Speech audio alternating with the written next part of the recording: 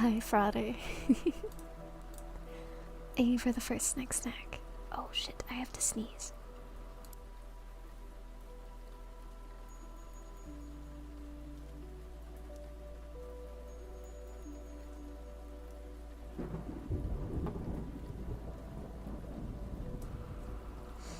Yeah, next time. Hi, Superboy Cat, welcome in. Hello. Are you a fan of creepy eldritch horror stories? We're gonna be reading through The King in Yellow tonight. Also, how is the background audio compared to my voice? Is it okay? Is it too loud, too quiet?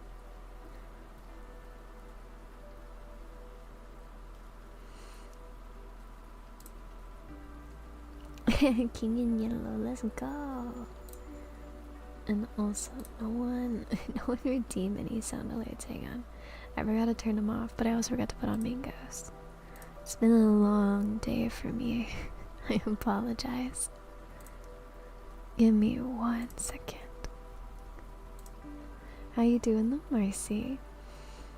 I can increase the background for sure. Okay. Give me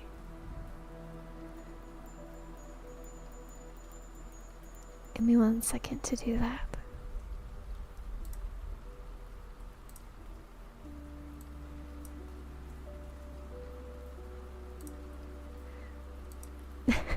There, is that better? You eating good tonight? Yes, you are. Uri is so good tonight. We're eating super well. Sorry. Sick, jet lagged, and I made sure I took till Friday off to deal with this, so at least it isn't a problem for work. Oh, good. Okay, at least it won't be a problem for work. I know that that's always like the hardest part for me. Also, I have to adjust my mic, but it's gonna make a really loud noise. Hey, Xylo. Hey, Bens. How are you guys? Also, come get your mangoes. Hey, Annabelle. Hey, Yarkin. We're gonna give people another minute or so to hop in. Hey there, mushrooms. My hi, Shiniki Serena. Wow, it's so funny that you say that with the parentheses, because look at what came in today. Look. Oh, it's sideways. It's my standee from the magazine that I was in. Mine came in finally. This is what I look like, guys. Hi HD, hi Alex. Hi Pete. You love this story? I do too. No, isn't it fire? Isn't it so good? Hey Ocean, thank you so much for the like, PP. How are you, Alex? It's been a while. It's cute. Hey Sooner. Welcome in. It must be fake. Only ever seen her with fox ears. No, it's not fake. It's just there's not really any Lamia pre-mades or customizable models, so fox girl it is. But also, I'm not a fox. I'm a snuppy. My ears just point up. Hey there, Professor. Ay, Joyful. Hola, señorita, ¿cómo estás? Bien, ¿y tú? How do I say my day was long in Spanish? Sorry for not being in streams for good while. Life be lifin'. Life do be lifin'. You're okay. I just went lurking, play more Hades 2, and I'm able to consistently make it to the third boss going down. Let's go. Oh, Pete, thank you so much for the 25 stream streak. What the heck? Let's go. 25. Alright, but yeah, we're doing more King in Yellow today. We only have 3 chapters left, so the goal is to finish the book today. And then I will move on to one of the other books that you guys have suggested. I know that you put several in the suggested channel, so I'm gonna look through them. Hi, Silo. Hi, Liam. Wait, I was just wondering if you were going to stream. I almost wasn't, because so I have an old injury from when I played rugby. I strained my neck. I strained my neck and it never healed super properly. So now anytime like the weather acts up, or like it goes from hot to cold to hot to cold, my neck gets sore. Or if I look down for too long, my neck gets sore. And by sore, I mean it really hurts actually. So I have to like go get massages every once in a while. And I also will have my partners massage it as well. Sometimes I can get it and just like work out the kink a little bit. But if I'm not as bouncy today, that's why. It's because my neck feels a lot better, but it's still a little sore. So thank you, Xylo, for the 3-stream streak. Hades is fun. I'm having a blast with Hades 2 to the point I'm slightly addicted. It's that roguelike serotonin. Thank you for the hug, Benz. Speedrun the story? Thank you for the lick mushrooms. Go look cause head hurts? No, absolutely, please take care of yourself, okay? Do what you need to do, baby. Doing good. Ben, thank you for the 35 stream streak. Oh my gosh. I'm so excited. Hey there, Tavares. So just before we get into the story, I want to make one quick announcement. In May, I will be taking part in something called a stamp rally. So basically what this means is that myself and I believe 5 other streamers are going to be participating, and what you would need to do is hop into everyone's streams, earn 2,000 points, redeem your stamp, and the big prize at the end is that everyone who redeems all the stamps from all of the people participating in the stamp rally get to participate in a meet and greet with whichever streamer you want to see. So you could see me, and we could do like a little meet and greet, a little virtual meet and greet. And there might be some extra surprises as well. We're discussing it. It's in the works. Nothing on the special surprises has been totally decided yet, but I'll keep you all posted. Is Bugsy the one running this? No, he's not. Let's see. That's pretty cool. No, it is cool. And I think you guys are gonna really enjoy some of the people that I will be collabing with on this as well. Low key, I've been wanting to reach out to a couple of them myself, but I'm a nervous being sometimes. And like, just because I think they're cool doesn't mean they know who I am, you know what I mean? And so now we get to know each other.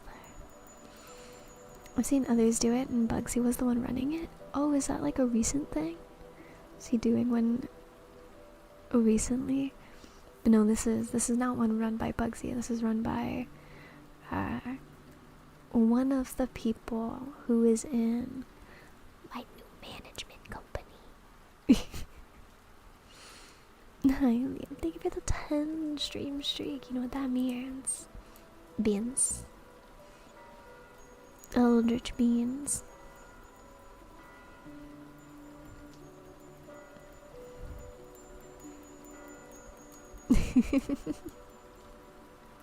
Thank you so much, Liam. Thank you.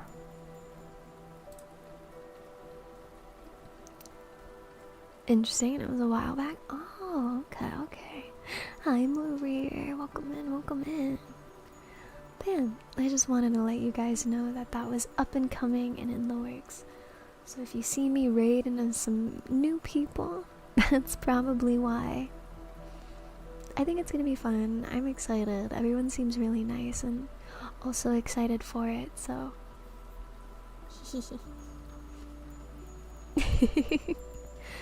Alright, alright. Are we ready for the street of the first shell? Hi, Speedy. Welcome in, welcome in. Actually, I'm gonna take a sip of tea first and then we're gonna hop in. So get cozy, wrap yourself in your little blankets, lay back, and relax. Except you, Frauder, you're at work. You can't go to sleep.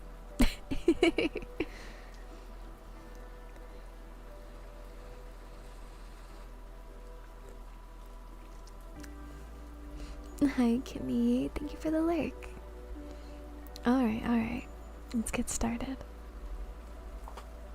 The street of the first shell. Be of good cheer. Hi, Boromir. Be of good cheer. The sullen month will die, and a young moon requite us by and by. Look how the old one, meager, bent, and wan, with age and fast, is fainting from the sky.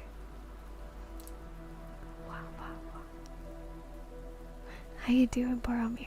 Reading The King in Yellow today. Ooh, I went too far. Okay. The street of the first shell. Hi, Nikki. We're reading. We're doing some book reading ASMR tonight. Welcome in. Yeah, time to lurk, rest easy, relax, do what you need to do.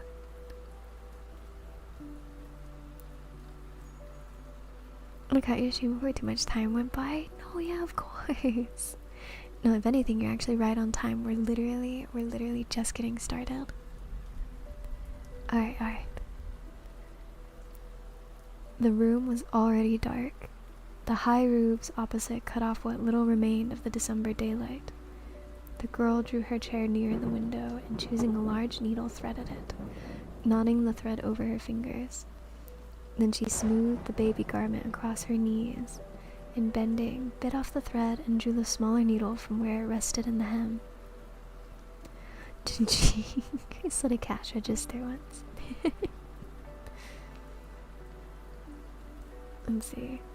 When she had brushed away the stray threads and bits of lace, she laid it again over her knees caressingly. Then she slipped the threaded needle from her corsage and passed it through a button. But as the button spun down the thread, her hand faltered, the thread snapped, and the button rolled across the floor.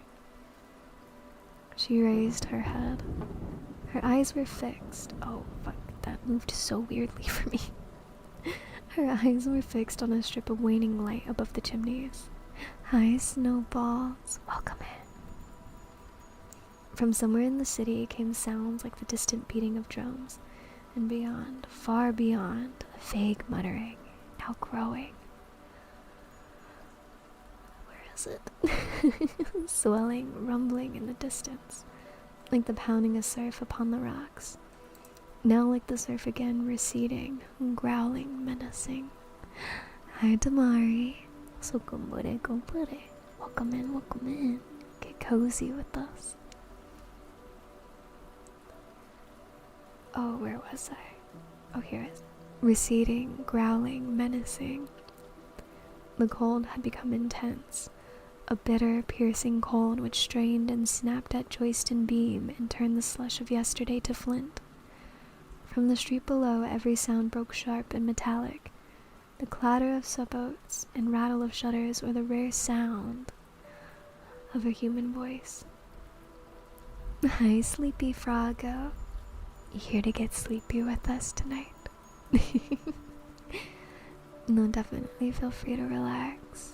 Get your favorite drink, snack, blanket, and relax. Reading The King in Yellow tonight. The air was heavy, weighted with the black cold as with a pall. To breathe was painful, to move an effort. In the desolate sky there was something that wearied, in the brooding clouds something that saddened. It penetrated the freezing city cut by the freezing river. The splendid city with its towers and domes, its quays and bridges, and its 1,000 spires. It entered the squares, it seized the avenues and the palaces, stole across bridges, and crept among the narrow streets of the Latin Quarter, gray under the gray of the December sky. Sadness, utter sadness. A fine icy sleet was falling, powdering the pavement with a tiny crystalline dust. It sifted against the window panes and drifted in heaps along the sill. The light at the window had nearly failed, and the girl bent low over her work. Presently, she raised her head, brushing the curls from her eyes. "Jack, dearest, don't forget to clean your palette," he said. "All right," and picked up the palette, sat down upon the floor in front of the stove. His head and shoulders were in the shadow, but the firelight fell across his knees and glimmered red on the blade of the palette knife. Full in the firelight beside him stood a color box. On the lid was carved J. Trent. Oh, French. "Hi, happy bun, welcome in." I saw the black cat, urban predator skin for Marble Rivals, and realized I'm the prey. I'm the prey too, dude. She's so pretty. J. Trent. École de Beaux Arts. This inscription was ornamented with an American flag and a French flag.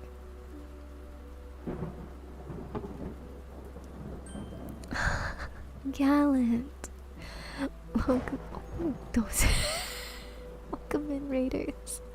I'm Serena Nisi, your sweet and sussy snake goddess, and I definitely didn't just get startled by the thunder in the background audio. No, that'd be crazy.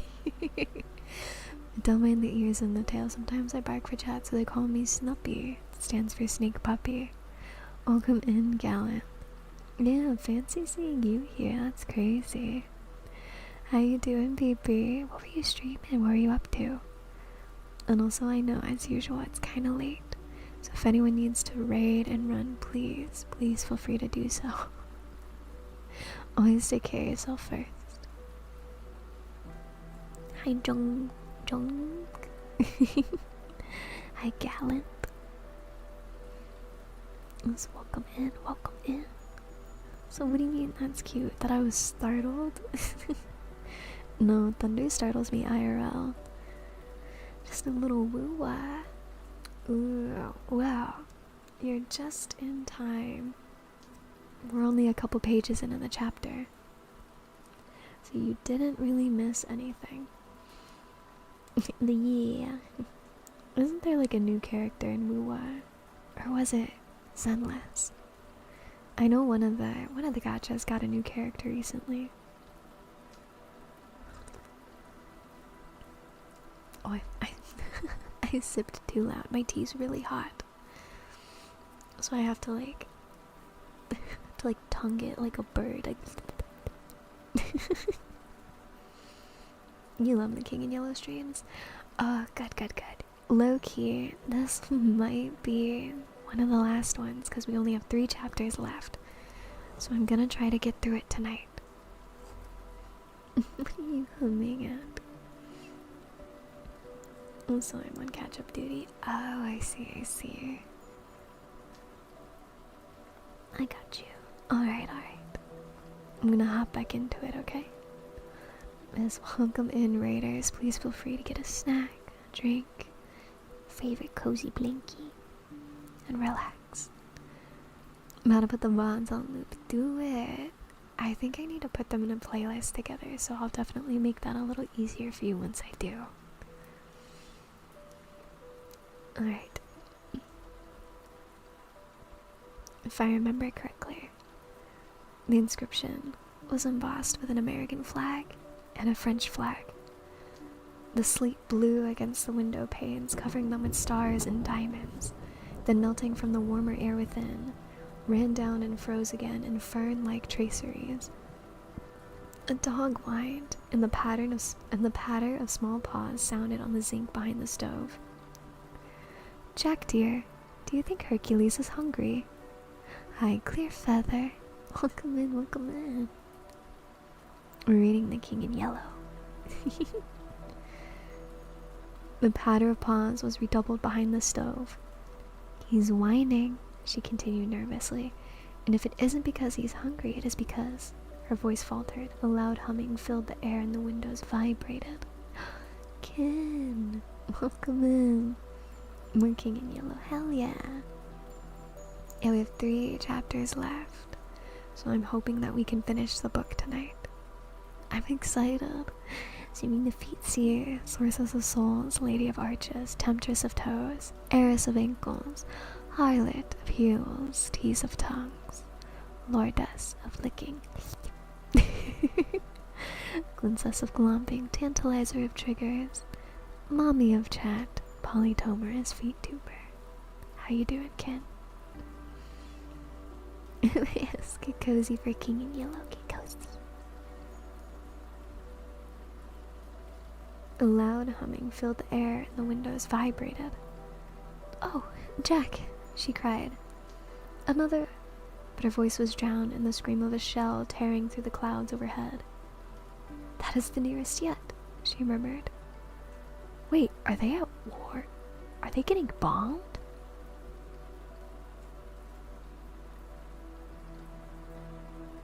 Is that what the shell is for? Also, thank you for the hydrate, Marcy. Hi, Narpy. It's been a hot minute, I feel like. How you been?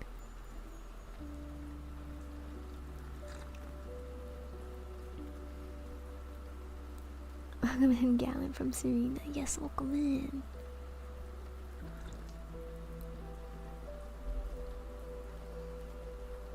Hope you're doing well. Happy fun.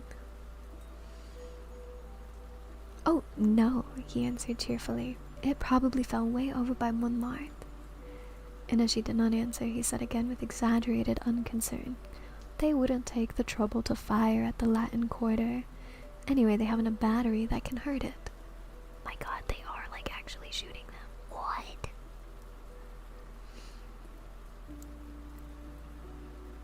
After a while, she spoke up brightly. Jack, dear, when are you going to take me to see Monsieur West's statues? I will bet, he said, throwing down his palette and walking over to the window beside her, that Colette has been here today. Why? She asked, opening her eyes very wide. Then, oh, it's too bad. Really, men are tiresome when they think they know everything. Clock it. And I warn you that if Monsieur West is vain enough to imagine that Colette... From the north, another shell came whistling and quavering through the sky, passing above them with a long-drawn screech, which left the windows singing. That, he blurted out, was too near for comfort. They were silent for a while. Then he spoke again gaily. Go on, Sylvia, and with her poor West. But she only sighed. Oh dear, I can never seem to get used to the shells. Pause. Pause. You've been falling in love recently? I'm sad. No, I love this for you. Oh, I'm so excited, Narpy. Wait, I'm so happy. Let's go. Can we get some cheers in the chat for Narpy falling in love? Listen, I've heard it's not that easy these days. The dating scene is a travesty. Yeah, no. Quiet claps, quiet claps. I don't know if you can hear that at all, but this is me quiet clapping. Hi, Alex B. Why is my snippy goddess yellow? Because we're reading The King in Yellow. I like to have a little theme with it, you know? Hell yeah. No, that's so exciting, Nerpy. But thank you so much for stopping in tonight and sharing the amazing news. What does it sound like? This doesn't sound like clapping? No, it's because I'm doing quiet claps. They're quiet. No! I take it back. I take it back. I take it back. I take it back. I take it back. I take it back. I take it back. Here, I'll do like little snaps.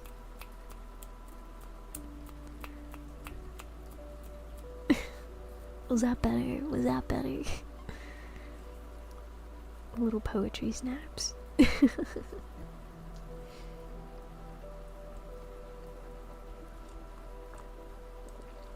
Peace. Oh, are you leaving, Joyful? I'll miss you. Sometimes you gotta do what you gotta do. Don't do this to me. My street cred, please. Hey there, Momo. You joined Domingo at an interesting time. No, listen. It's not what it sounds like. It's not what it sounds like. You were so close to beating the final boss. Oh, Kronos, you got this. Or the other one. I believe in you. Okay. We're gonna forget that my quiet claps sounded super sus. What do you mean you're just kidding? Wait, I believed you. Oh, Mike getting pegged. Stay tuned. Oh, wait, I missed that. How did I miss that? I was too busy trying to quiet clap. I missed you getting potentially pegged. Mental ads heads up. Thank you, Speedy. No, don't do us like that. I had so much hope. That's so funny. Alright. Back at it. Or the pegging is JK or both. I'm gonna go with that the pegging. I'm gonna go with that it's the pegging. The pegging is the JK. I don't think the lope is the JK. I think it's the pegging. This is my theory. This is what I'm running with.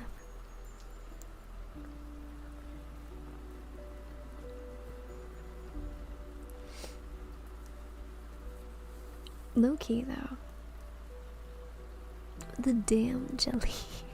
Listen, you're a sneaky. It's gonna happen eventually, okay? Statistically speaking, sneckies are allotted one romance partner just by divine luck. Good morning, pumpkin. Welcome in. For now, I do have plans to get pegged.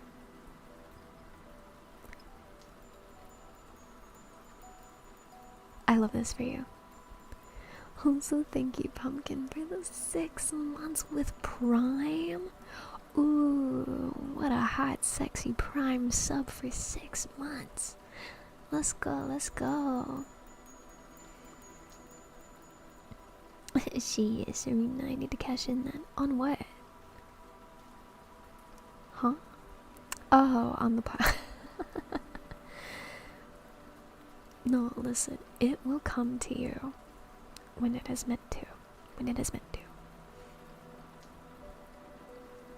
It's crazy. You would think so, Speedy. Hi, Pyramidal. I look at you back.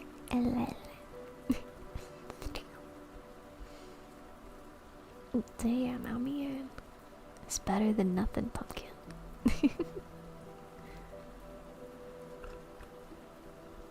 Hope you're doing well. I'm doing good. I don't even know what a hug feels like no more. Do you not hug your friends? Wait, do you guys not hug your friends? Hug your homies. We'll get one pegging in my playing my pegging card, watching the Avatar Last Airbender movie. I want to watch it so bad. Gombore. Thank you so much for the follow. Welcome in. We're gonna go on a little tangent and then we're gonna hop back into the story.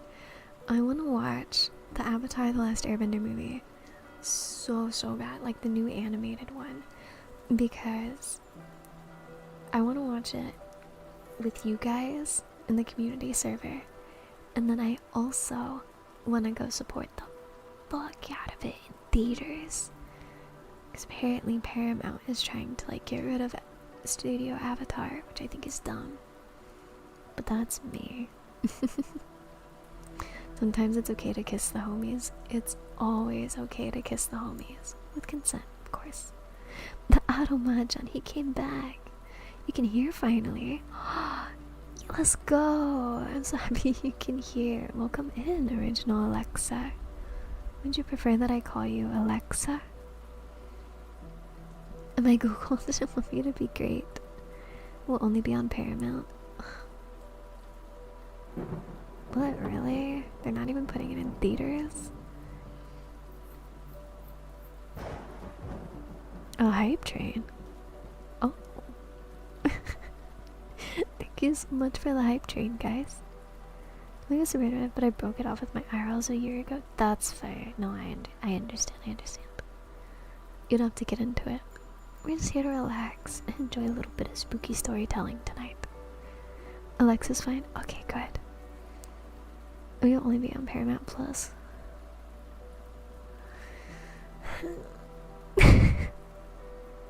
Time to sail the high seas then.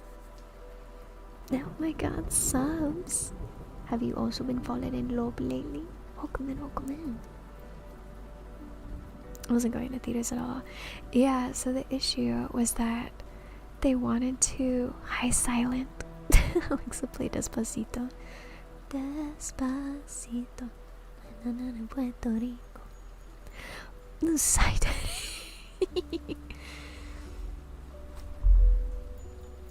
Is Avatar movie or not the live action movie? Not the live action movie, for sure not. So gompure. Welcome in. Thank you for the follow. We're on a quick tangent at the moment, and then we're gonna hop back into the story. No, the animated one. I mean, if I can find it, maybe.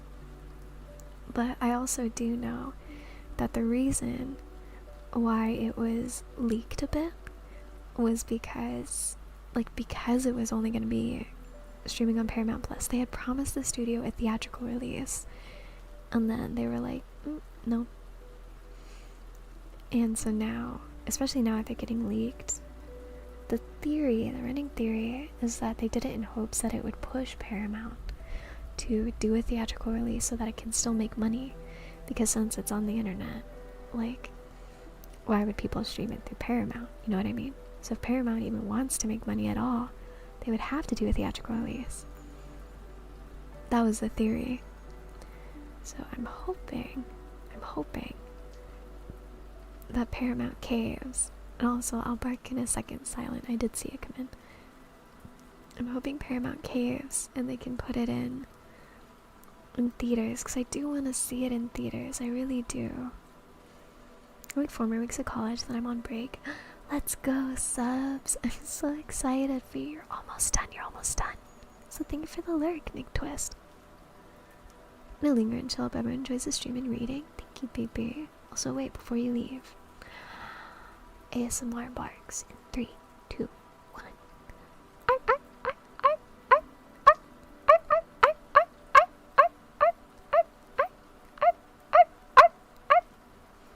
Bork. Woof. Oh, wow.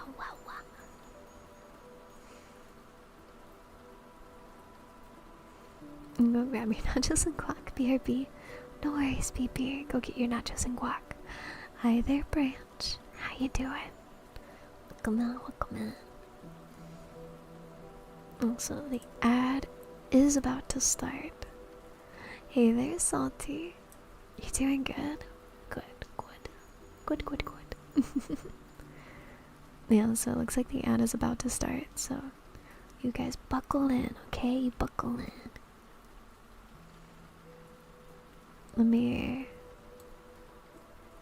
Where's my thing? Where's my button?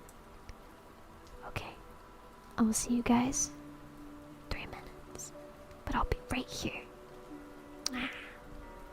You're doing good. Let's go.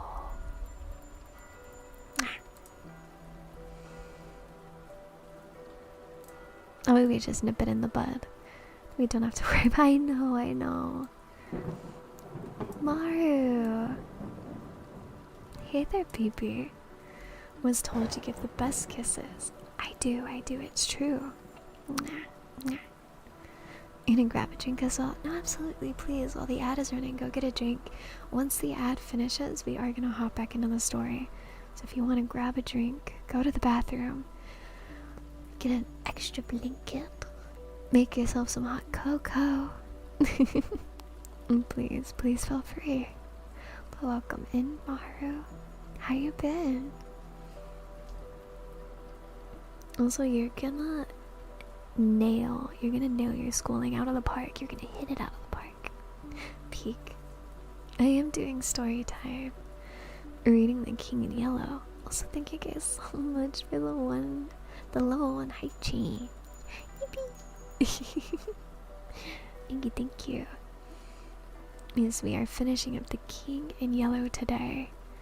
We're currently on, what is it? Yeah, we're on the street of the first shell. That's the story that we're on so far.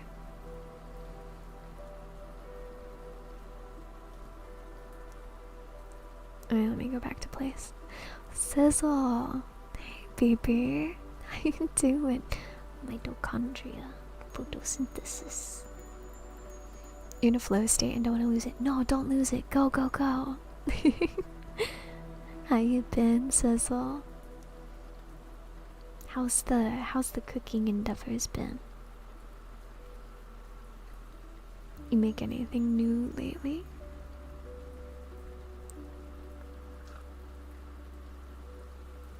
Ooh, a 20 stream streak. We are streaking. You're streaking. Here, me. Beans. Beans.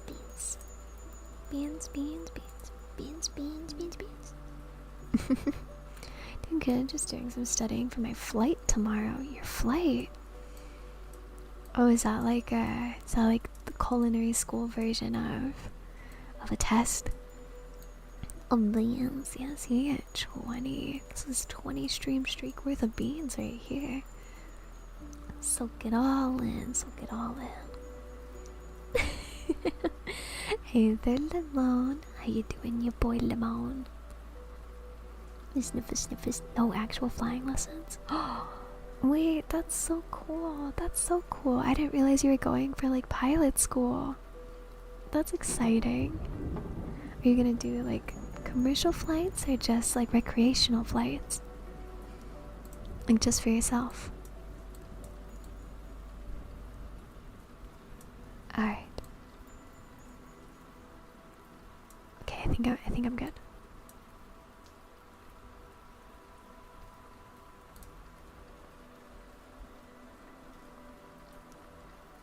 I look back and there's feet on the screen.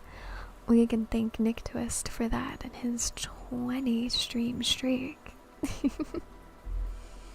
Just another tab in my wild lore. I'm actually doing. Oh.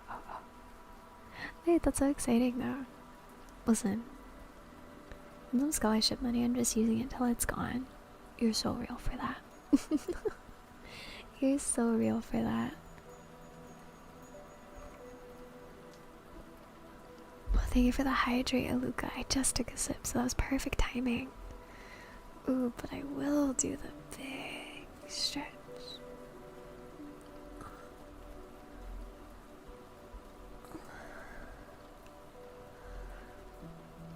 Oh.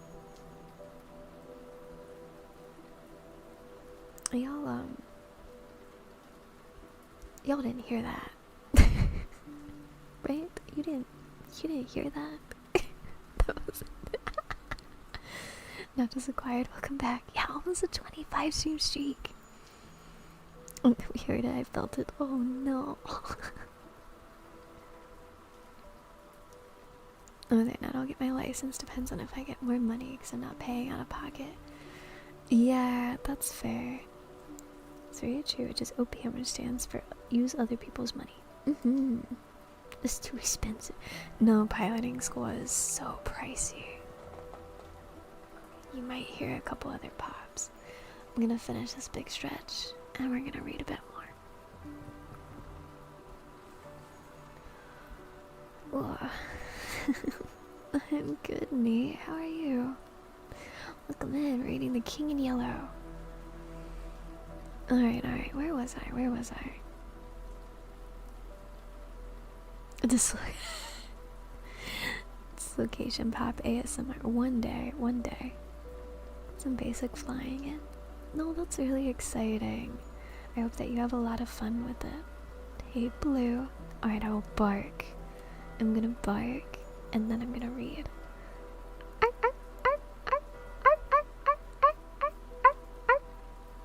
Bark.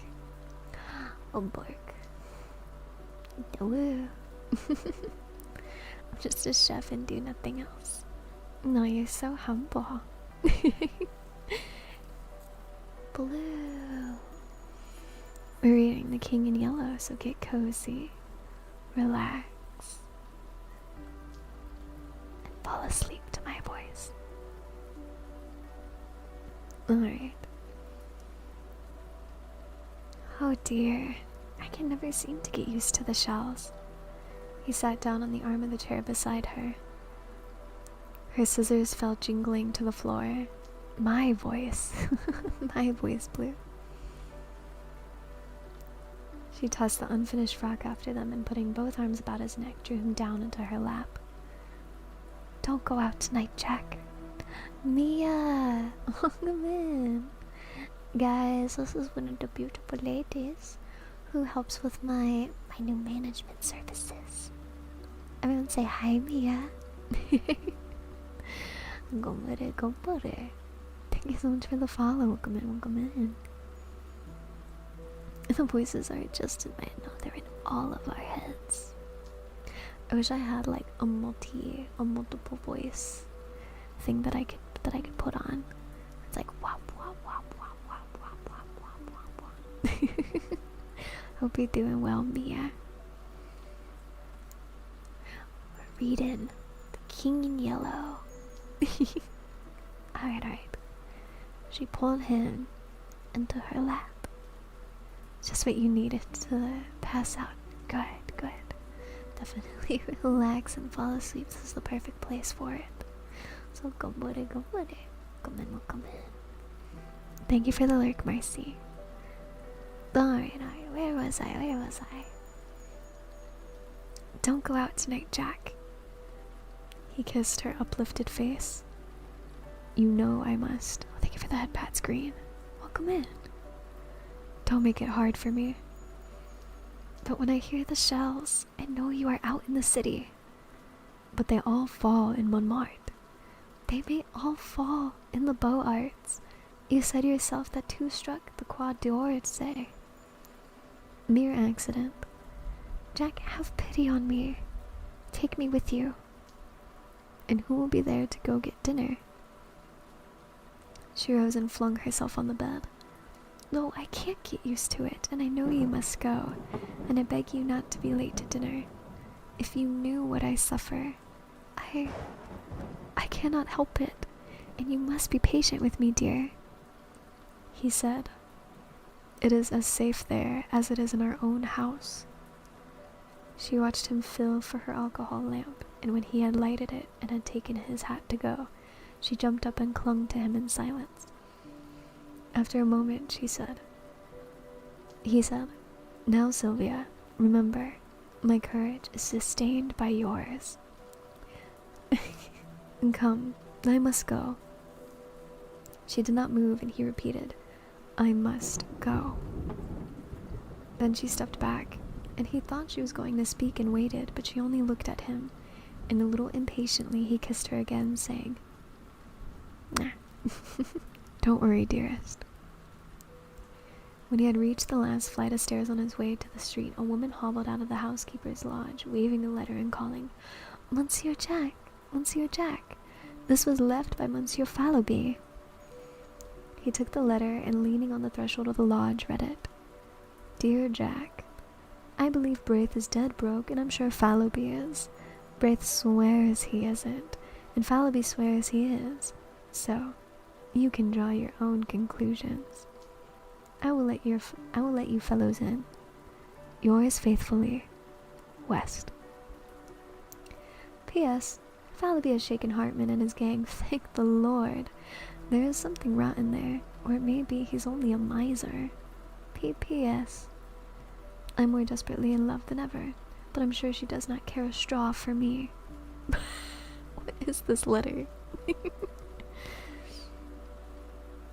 Alright, said Trent with a smile to the concierge, but tell me, how is Papa Coddard? The old woman shook her head and pointed to the curtained bed in the lodge. Père Coddard, he cried cheerily. How goes the wound today? Welcome back, gallant. Welcome back. Thank you for the lurk, Green. He walked over to the bed and drew the curtains. An old man was lying among the tumbled sheets. Better? Smiled Trent. Better, repeated the man warily, and after a pause, have you any news, Monsieur Jack? I haven't been out today. I will bring you any rumor I may hear. Oh, goodness knows I've got enough of rumors, he muttered to himself, then aloud. Cheer up. You're looking better. Oh, Creon! Wait, guys. Remember when I told you about the stamp rally? This is who's running it. Hi, Creon. Welcome in. Hello, welcome in, Raiders. I'm Serene Anise, your sweet and sussy snake goddess. Don't let the ears and the tail fool you. Sometimes I bark for chat, so they call me Snuppy. We're reading The King in Yellow today, so feel free to get a snack, get cozy, get a blanket, snuggle in close with us. Welcome in, welcome in. Listen, everyone, definitely go give Creon a follow for me. It would really mean a lot to me. And also, thank you so much for the follows, you guys. Welcome in, welcome in. What were you up to?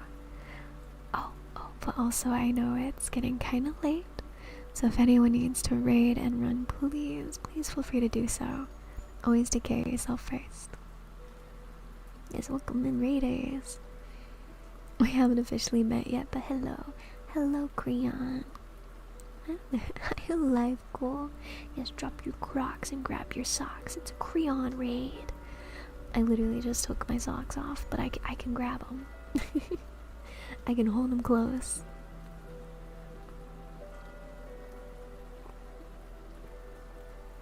I'm just taking a quick sip of tea.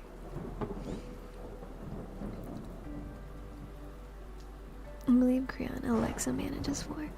Oh, okay. Let's head out and sleep before work tomorrow, but I'll be lurking for you, lovely. Hope you enjoy your story. Thank you, baby. Yeah, definitely go get your rest. Go get your sleep. Thank you so much for the raid and trusting me with your community. I promise we'll behave, right, guys? We're gonna be consummate professionals here. Definitely go get your sleep, okay?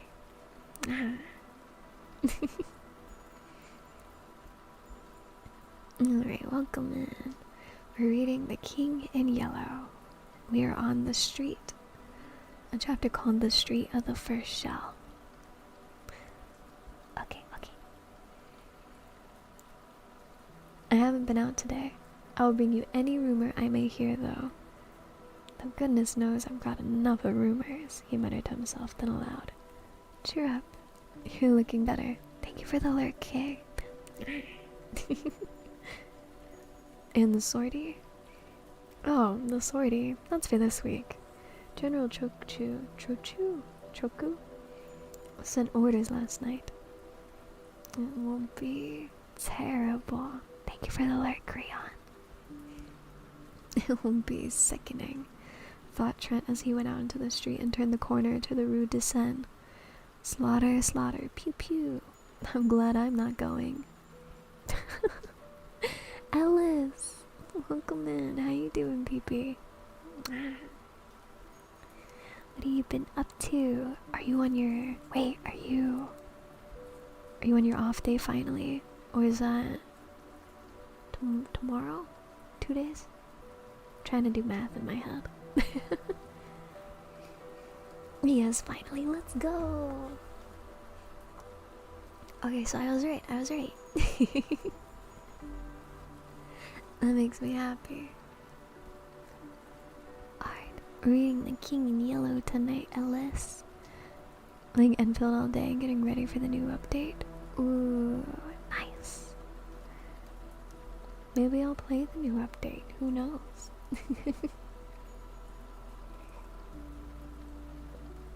Let's get cozy. Feel free to play Enfield in the background. I'm gonna get back into reading. I'm gonna get a couple pages in real quick. Oh, where was I? Oh, I'm glad I'm not going. The street was almost deserted.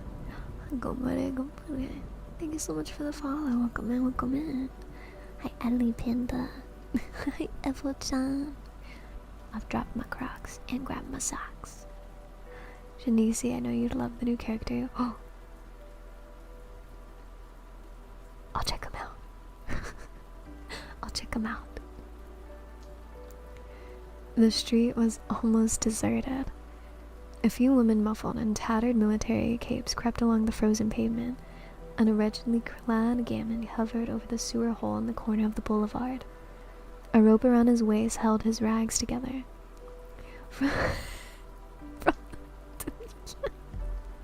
Hi, Hako. Sorry, you distracted me. I was reading. Can we get a little shout out for Hako, please? You know, I actually was thinking about you today. I was thinking about you earlier today, Hako. Do you guys want to see a funny art piece? Sorry, I've completely gone on a tangent and I apologize. Hako, you threw me off my groove. It's okay, I won't kick you out of the kingdom though. Please stay. I'm sorry, keep going. I love you too. How you been, Hako? I was talking to Silky and I was like, damn, it's been a hot minute since I've seen Hako. I should go say hi. And then I got busy before being able to set up for stream. And the people who were in here right as the start can let you know that I was like low-key still setting up when I was starting. But, alright. Quick flashbang. This is my acrylic stand. Look, Hako. My acrylic stand came in. Isn't it nice? Isn't it lovely? And then also, this is the art that Hako and I have together. See, he's a mimic VTuber, and I'm a little clumsy. So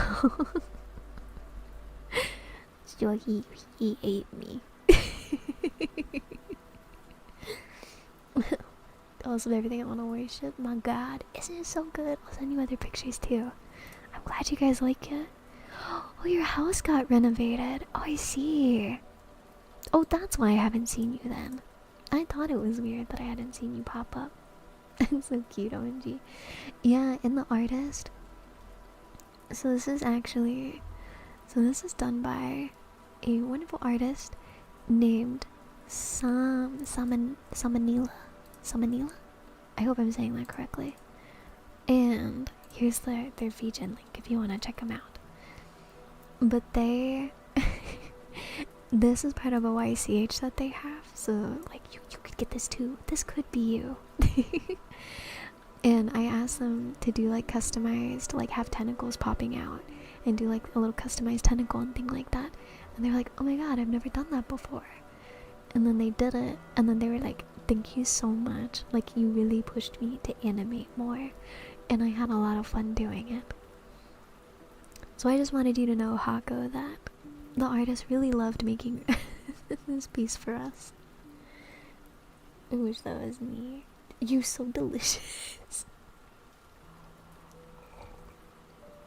There's more box of teeth than feels. Oh no, he's a box of eels. EELS. We won't go into why it's eels, even though he's a mimic VTuber. The lore is crazy. Artist is so sweet for that. I know, she's the sweetest. Okay. I'm gonna get back on track. I'm gonna be a consummate professional. Hi, there you go. Laura loads so crazy, that's what I'm saying. Hi, Ellis. Hello. How you doing, Ellis? Hi, Princess. Hi, Lewis. Did I arrive at an awkward time? No, not at all. I go follow them right meow. Yeah, And Loki, okay. Last plug for Hako, if you're a monster fucker. When he does ear lickies, he has a face toggle that gives him a really long tongue, sharp teeth, and what, like 12 eyes or something like that? Like, you get like a fuck ton of eyes.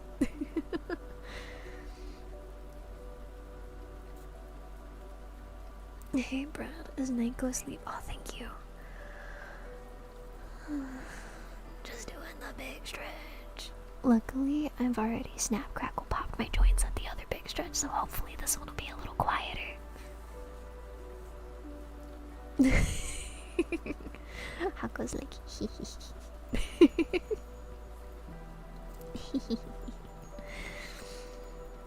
yeah. Thank you, princess. And I'll do the hydrate.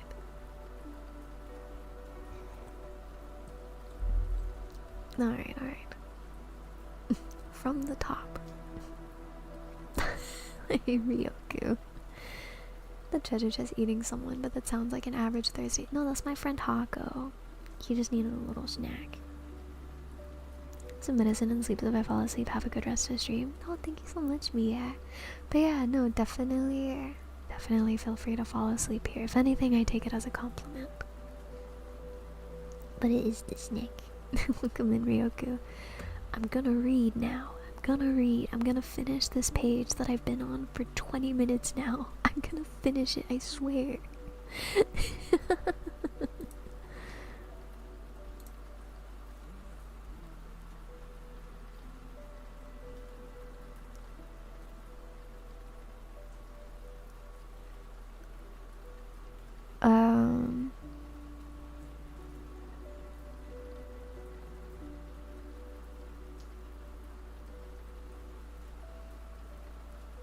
Sorry, 1 second. Hi, Mileson. Sooner, is what you sent me just now, did you actually send me something? Are you part of the attack? As a heads up, everyone, devastating news. Apparently, Discord just made an announcement that there's the possibility of a cyber attack event taking place tomorrow or later tonight. And apparently this has already started happening. So make sure you have your two-factor authentication on for sure. Ugh. Icky. An hour later, is still yapping. Oops. Oh, when you get a chance, look at your DMs. Okay, so this is you. I'm not hacked, just spreading the information. I didn't see what you said, so I was like, did you actually send this? Or is this like part of the attack? Thank you, Clearfeather. But yeah, stay vigilant, everyone. Definitely keep a little bit more of an eye. Sooner, I think you have... I'm just gonna...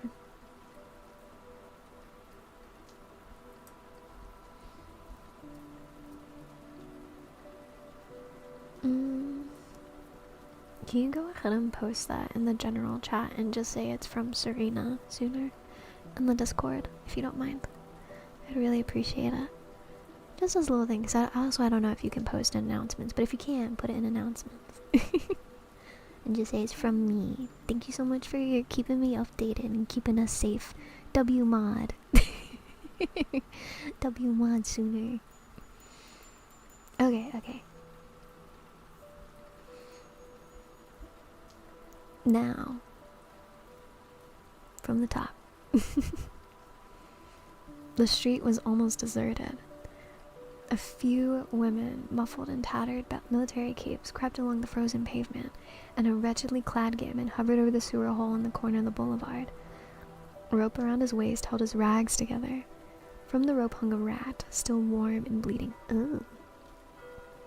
Also, thank you for the 7-stream streak, Ryoku. Yes, stay safe, you guys. Thank you for that 18th. Gombore.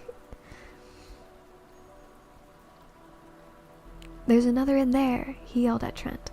I hit him, but he got away. Trent crossed the street and asked, how much? 2 francs for a quarter of a fat one. Of the rats? Are they talking about the rats? Thank you for that, Pats. That's what they give at the Saint Germain Marquette. Thank you for the 7-stream streak, Brad. Thank you so much, you guys. I really appreciate it. Yeah, 2 francs for a fat one. For a fat rat. Hey there, dragon. A violent fit of coughing interrupted him, but he wiped his face with the palm of his hand and looked cunningly at Trent. Last week you could buy a rat for 6 francs, but here he swore vilely. The rats have quit the Rue de Seine and they kill them now over by the new hospital. I'll let you have this for 7 francs. I can sell it for 10 in the Isle St. Louis. No go. How you doing, PP? Welcome in, welcome in. Hope you're well after Nikkei the other night. I am excited to play more of it over the weekend. I'm doing good, Dragon. I'm doing good. I'm excited to read. I'm stressed out. Oh, I was a little stressed out. I'm a little less stressed out, thankfully, but hopefully being here, hearing a little bit about the King in Yellow, and listening to the rain and the thunder in the background, help you relax a little bit tonight, Noko. It is another dragon. I can sell it for 10 in the Isle St. Louis. You lie, said Trent. And let me tell you that if you try to swindle anybody in this quarter, the people will make short work of you and your rats. He stood a moment eyeing the gamin, who pretended to snivel. Then he tossed him a franc, laughing. The child caught it and, thrusting it into his mouth, wheeled about to the sewer hole. He put the coin in his mouth. For a second he crouched, motionless, alert, his eyes on the bars of the drain. Then leaping forward, he hurled a stone into the gutter, and Trent left him to finish a fierce grey rat that writhed, squealing at the mouth of the sewer. Suppose Braith should come to that, he thought. Poor little chap. And hurrying, he turned in the dirty passage de Beaux Arts and entered the 3rd house to the left. For the Annie, I have so much excitement, but also I'm so nervous. Ooh, I'm excited too. Wait, when is it? When is it airing tomorrow night? Do you know? Monsieur is at home, quavered the old concierge. Home? A garret absolutely bare, save for the iron bedstead in the corner and the iron basin and pitcher on the floor. West appeared at the door, winking with much mystery, and motioned Trent to enter. Braith, who was painting in bed to keep warm, looked up, laughed, and shook hands. Thank you for the hydrate, monkey. Welcome in. Any news? Sorry, I'm gonna do the hydrate now. The perfunctory question was answered as usual by, nothing but the cannon. Can I also get a hug? Of course you can. Giving you a hug right now. And Trent sat down on the bed. Why on earth did you get that? He demanded, pointing to a half-finished chicken nestling in the wash basin. Wes grinned. Are you millionaires, you two? Out with it. Braith, looking a little ashamed, began. Oh, it's one of West's exploits, but was cut short by West, who said he would sell the story himself. You see, before the siege, I had a letter of introduction to a type here, a fat banker, German-American variety. You know the species, I see. Well, of course, I forgot to present the letter, but this morning, judging it to be a favorable opportunity, I called on him. The villain lives in comfort. Fires, my boy. Fires in the anterooms. Oh, I thought I turned that off. No. No. No.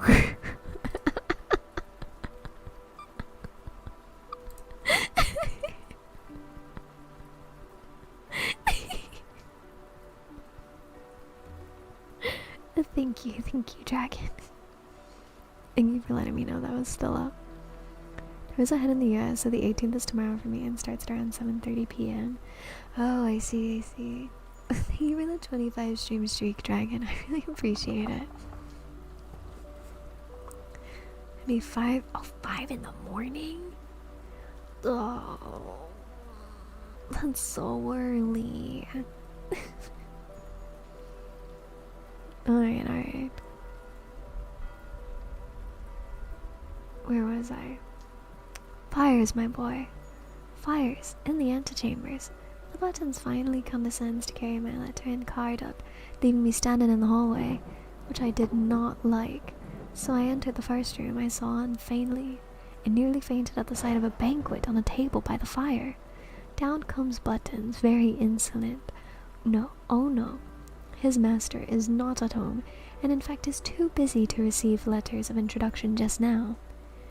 The siege and many business difficulties.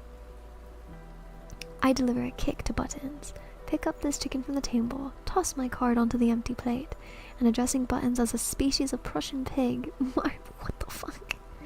March out with the honors of war. Trent shook his head. Oh, I forgot to say that Hartman often dines there, and I draw my own conclusions, continued West. Now, about this chicken. Half of it is for Braith and myself and half for Colette. But of course you will help me eat my part because I'm not hungry. Literally me when someone uses the Captain Holt redeemed. Oh no. I better watch the YouTube pod at a later time, which is exactly what I will be doing. It's too early. Neither am I, began Braith, but Trent with a smile at the pinched faces before him shook his head, saying, What nonsense, you know I'm never hungry. West hesitated, reddened, and then slicing off Braith's portion, but not eating any himself, said, Good night, and hurried away. Hi, Otto, welcome in. 80 night now, bye-bye, bye-bye, Hoppy. You sleep well, okay? You get that good rest. Welcome in, Otto.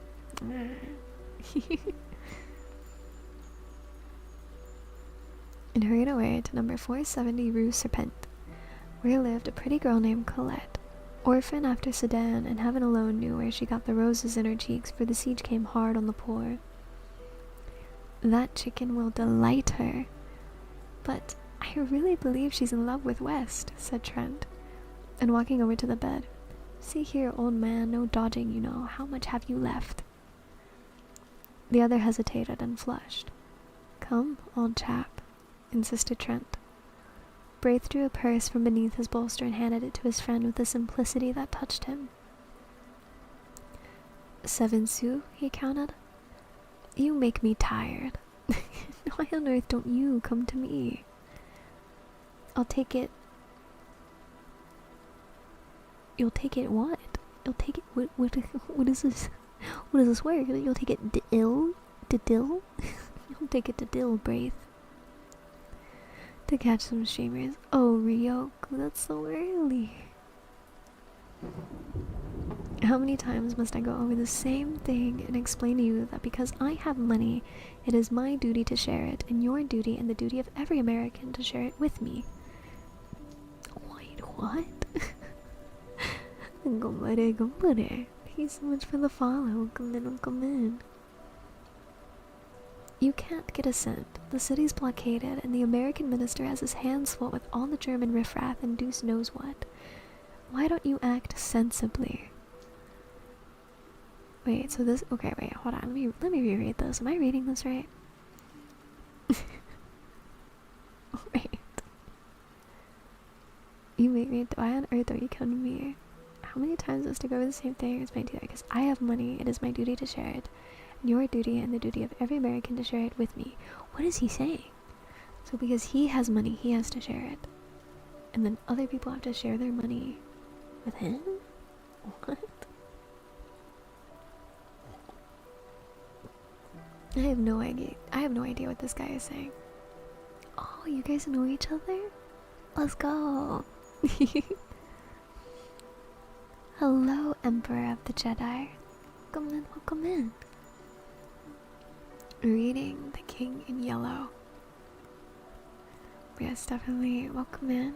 Get cozy, get a snack, a warm drink, and relax. How are you today? I'm doing great. I'm excited to be reading more of The King in Yellow. My goal is to finish it today. We have 3 chapters left, so we're almost done. So get cozy, relax with us.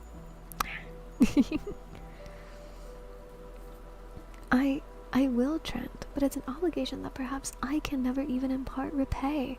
I'm poor. I'm poor, and of course you'll pay me. If I were an usurer, I would take your talent for security. When you are rich and famous. Don't, Trent. Alright, only no more monkey business. Okay, so what I'm getting from this is that Trent kinda sucks. I think he sucks. He's like, sorry, I'm not a collector, while acting like a collector.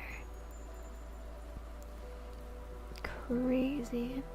He loves the Kitsu's cool. Oh, let's go. He slipped a dozen gold pieces into the purse and tucking it again on their mattress, smiled at Braith. How old are you? He demanded.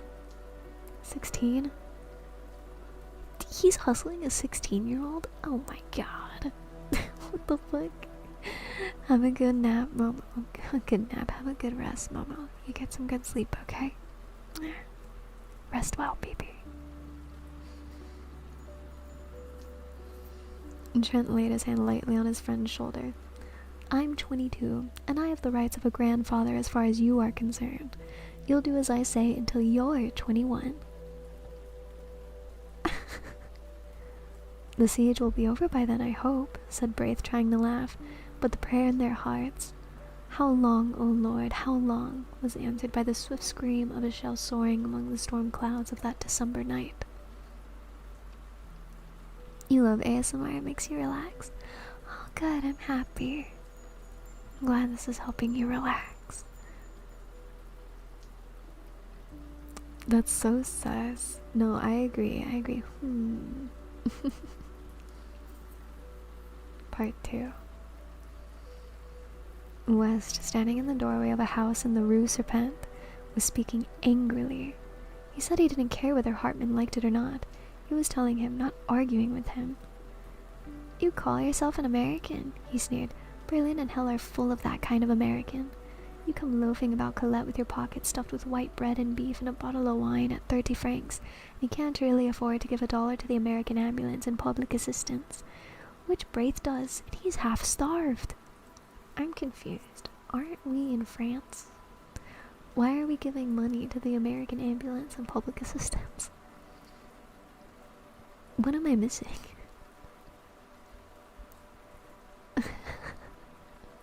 I thought we were in France.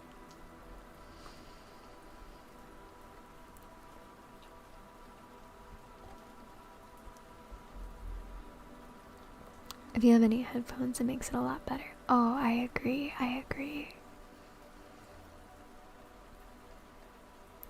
One of the best ways to relax for my case study? Wait, your soft voice combined with your sweet personality. Thank you, Louis. I appreciate it. Are they American soldiers serving in France? I'm not sure. I feel like maybe it's a little bit of both. I'm so sorry.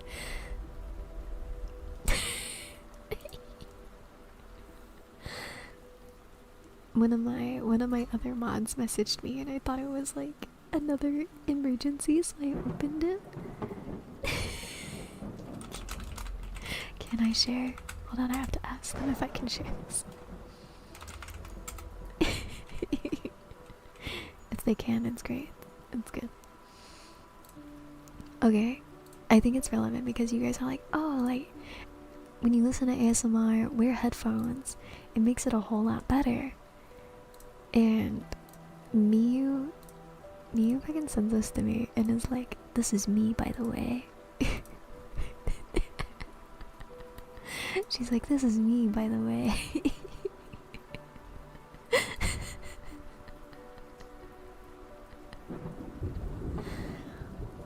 The announcement challenge, that's okay. Can you just put it in the general chat for now? And just say that it's from me. I'd really appreciate it sooner, thank you.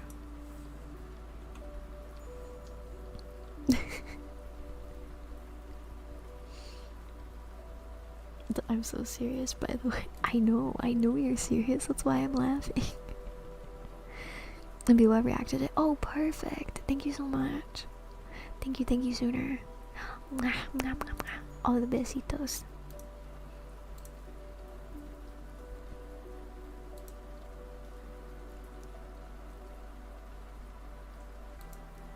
Okay.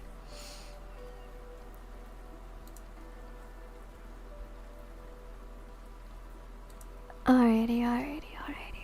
We're gonna hop back in. Oh,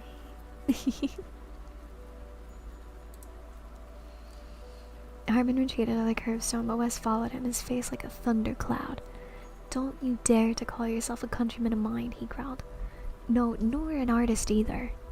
Artists don't worm themselves into the service of the public defense where they do nothing but feed like rats on the people's food. And I'll tell you now, he continued, dropping his voice for Hartman had started, as though stung. You might better keep away from the Alsatian Brasserie? What?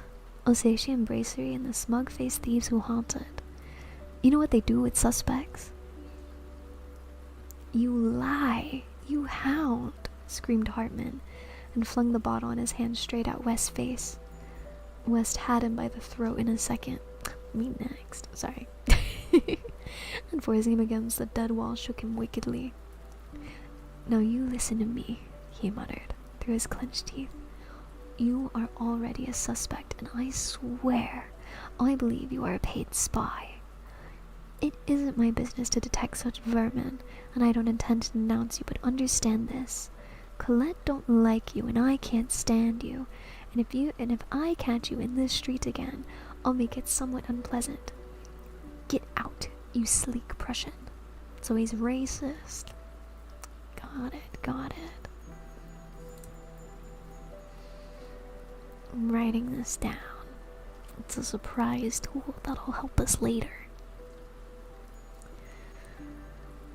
Really said, get. He did, he said, get out of here. Hartman had managed to drag a knife from his pocket, but West tore it from him and hurled him into the gutter. The gamin who had seen this burst into a peal of laughter which rattled harshly in the silent street. Then everywhere windows were raised and rows of haggard faces appeared, demanding to know why people should laugh in the starving city. Is it a victory? Murmured one. Look at that, cried West as Hartman picked himself up from the pavement. Look. Look, you miser. Look at those faces. But Hartman gave him a look which he never forgot and walked away without a word. Trent, who suddenly appeared at the corner, glanced curiously at West, who merely nodded toward his door, saying, Come in. Fallowby's upstairs. Racism? In Eldritch horror? What? It's more likely than you think. Me and my homies hate racism. Bleh.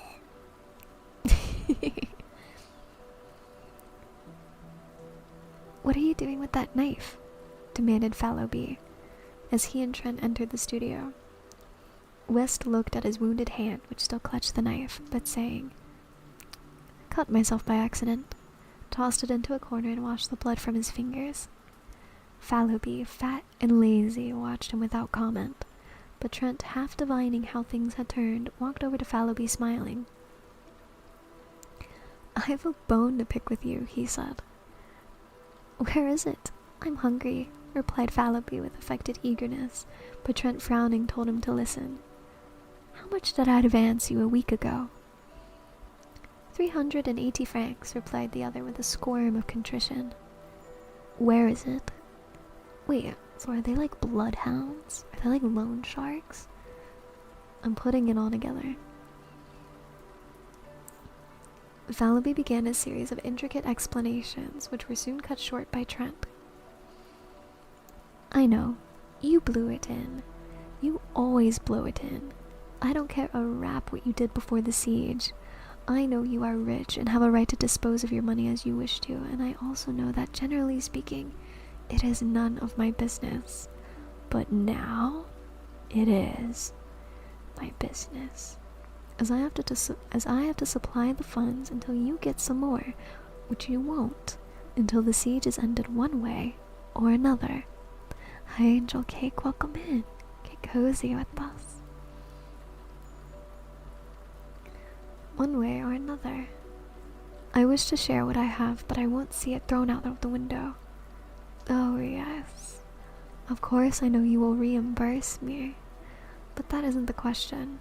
And anyway, it's the opinion of your friends, old man, that you will not be worse off for a little abstinence from fleshy pleasures. Why would he phrase it like that? Excuse me while I'm off to indulge in my fleshy pleasures, guys.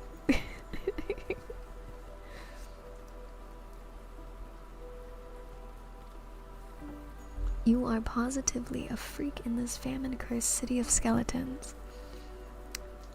I am rather stout, he admitted. It is true you are out of money? Demanded Trent.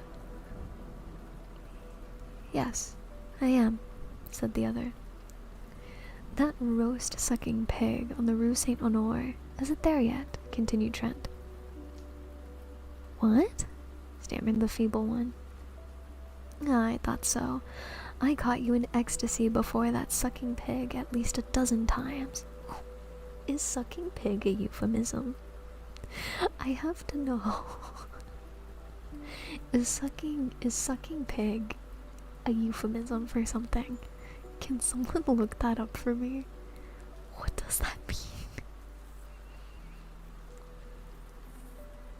Then laughing, he presented Fallowby with a roll of 20-franc pieces, saying, If these go for luxuries, you must live on your own flesh, and went over to aid West, who sat beside the wash basin binding up his hand.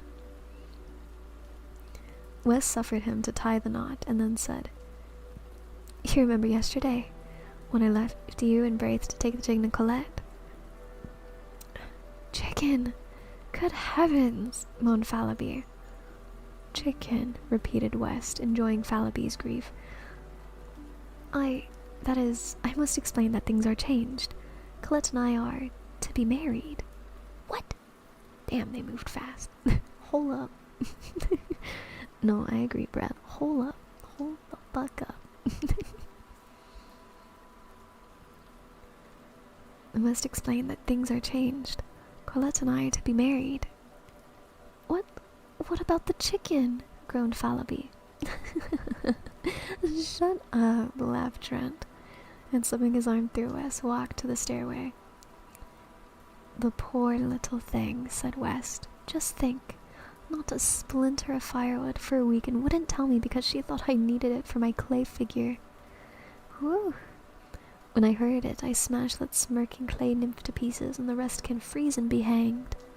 After a moment he added timidly, Would you call on your way down and say bonsoir? It's number 17. Most jokes or sarcasm go over my head.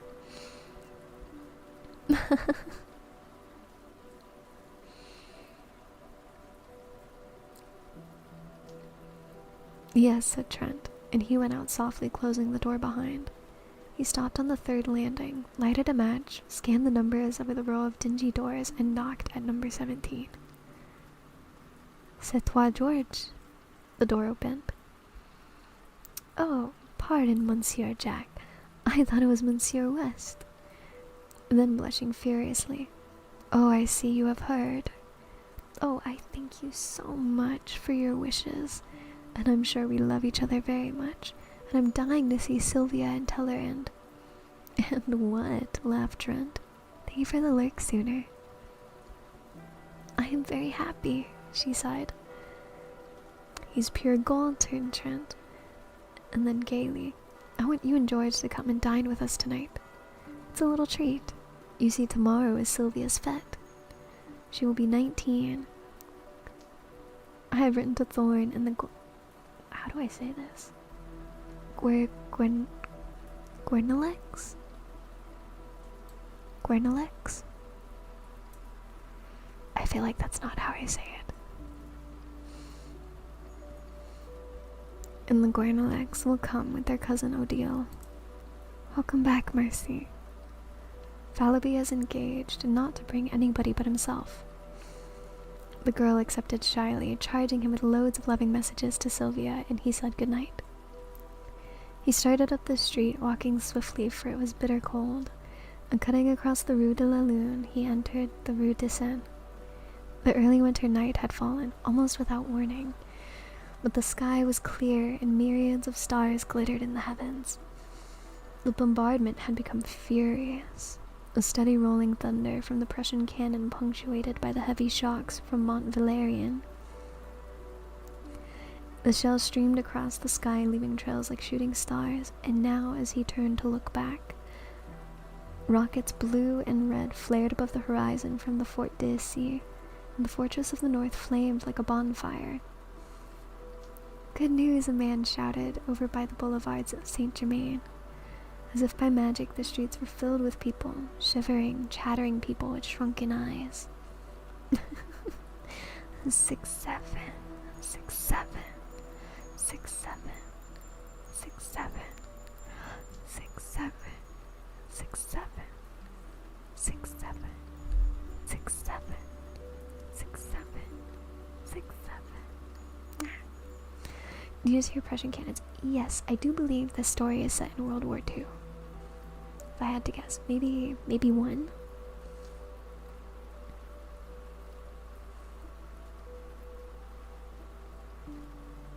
Sorry, I'm just putting my phone on Do Not Disturb real quick. Okay, there we go. Welcome in, welcome in. Get cozy with us. Relax while we read The King in Yellow. Jacques, cried one. The army of the Loire. Eh? Mon vieux? It has come then at last. I told thee. Tomorrow, tonight, who knows? Is it true? Is it a sortie? Someone said, oh God, a sortie and my son? Another cried, to the Seine? They say one can see the signals of the army of the Loire from the Pont Neuf. There was a child standing near Trent who kept repeating, Mama, Mama, then tomorrow we may eat white bread. And beside him an old man swaying, stumbling, his shriveled hands crushed to his breast, muttering as if insane. Could it be true? Who has heard the news? The shoemaker on the Rue de Bucci had it from a mobile who had heard a franc-tireur repeat it to a captain of the National Guard. I'm gonna bark. Prussia was under German control and were the start of World War II. That's what I was thinking. It is definitely one of the world wars for sure, though. And here, I'll bark.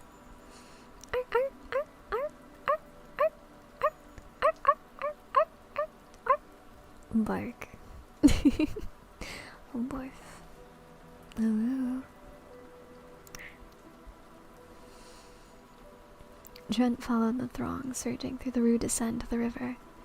Rocket after rocket clove the sky, and now from Montmartre, the cannon clanged and the batteries on Montparnasse joined in with a crash. The bridge was packed with people. Trent asked, "Who has seen the signals of the army of the Loire?"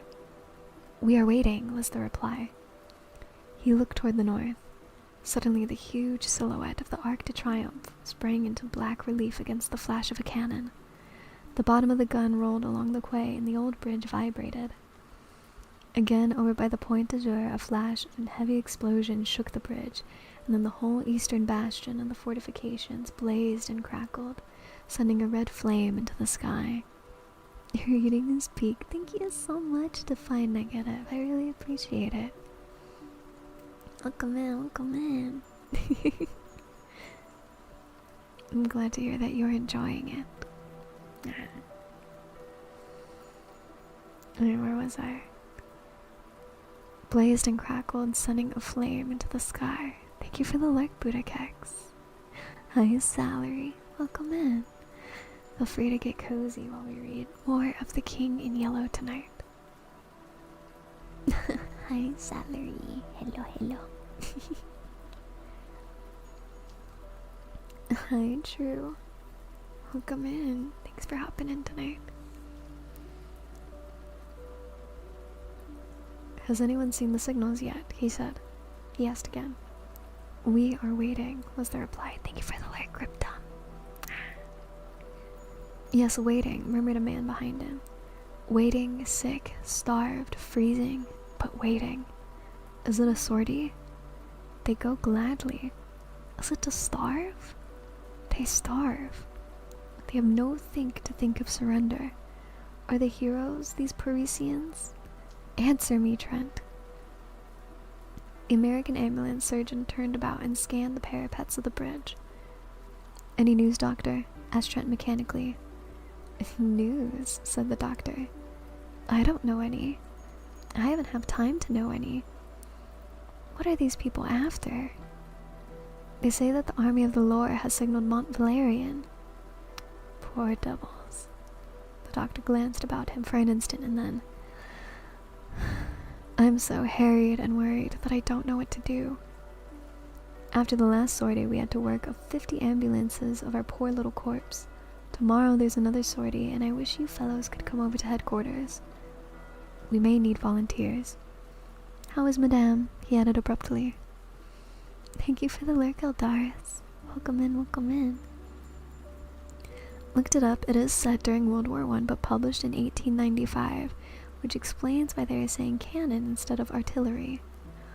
Oh, I see. That does explain it, yeah. You know, this book is old. This is a very, very old book.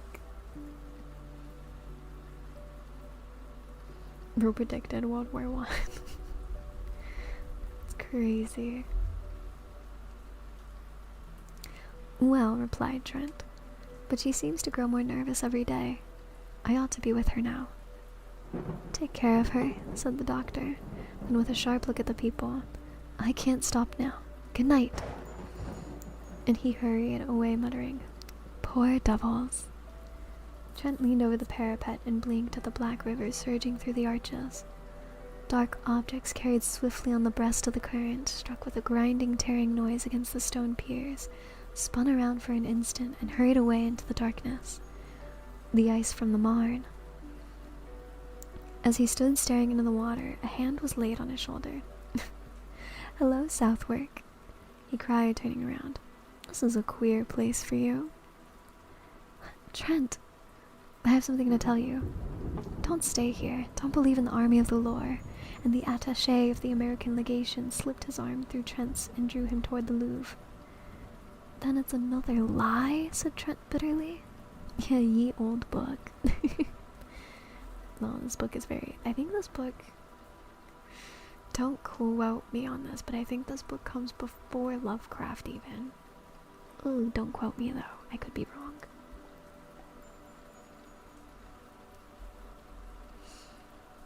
Then it's another lie, said Trent bitterly. Worse, we know at the legation. I can't speak of it, but that's not what I have to say. Something happened this afternoon. The Alsatian brasserie... Brasserie? How do I say this? Is this brasserie? Brasserie? Was visited, and an American named Hartman had been arrested. Do you know him? I know a German who calls himself an American. His name is Hartman. Gombore. Thank you so much for the follow. Welcome in, welcome in. Feel free to get cozy, relax, get a snack while we read The King in Yellow tonight. Did come before Lovecraft and inspired him. That's right, that's right.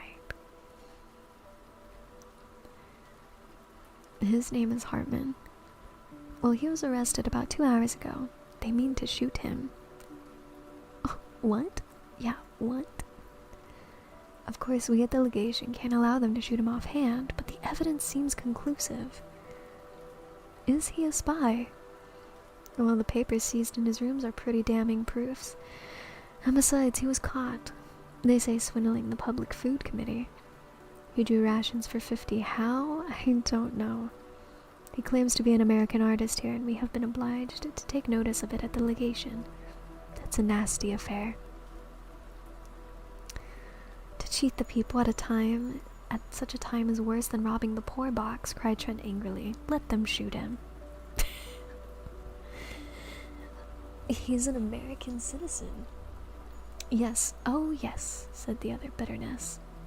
American citizenship is a precious privilege when every goggle-eyed German, his anger choked him. Yeah, racism will do that to you, buddy. Southwick shook his hands with him warmly. Thank you for the lurk, Saluna Striker. I really appreciate it. Free to relax here with us. It can't be helped. We must own the carrion. I'm afraid you may be called upon to identify him as an American artist. Hi, Parashek. Welcome in, welcome in. Get cozy, relax, grab a drink, a snack, a blanket. We're reading The King in Yellow tonight.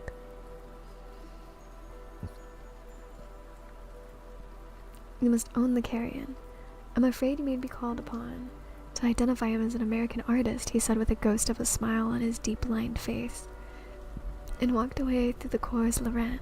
Gonna go get some C's. Take care, Queen. Have a good one, joyful. Thanks for hanging out with me a bit tonight. You sleep well, okay? Bye-bye. Bye-bye. And Trent swore silently for a moment and then drew out his watch. 7 o'clock. Sylvia will be anxious, he thought, and hurried back to the river. The crowd still huddled shivering on the bridge, a somber, pitiful congregation peering out into the night for the signals of the army of the Lord. And their hearts beat time to the pounding of the guns, their eyes lighted with each flash from the bastions, and hope rose with the drifting rockets. A black cloud hung over the fortifications, from horizon to horizon.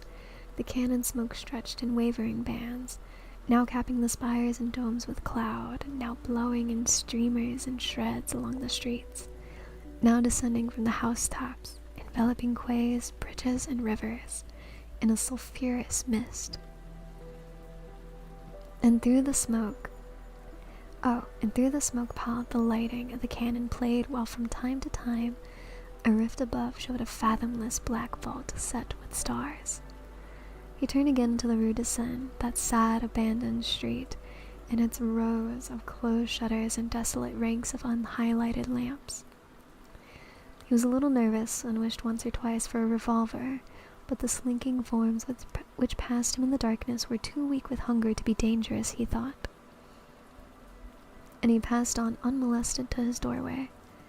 But there somebody sprang at his throat.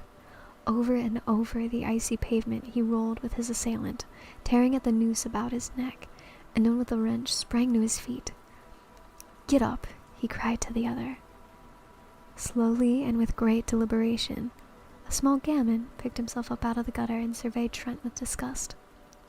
"That's a nice clean trick," said Trent. "A whelp of your age? You'll finish against a dead wall. Give me that cord."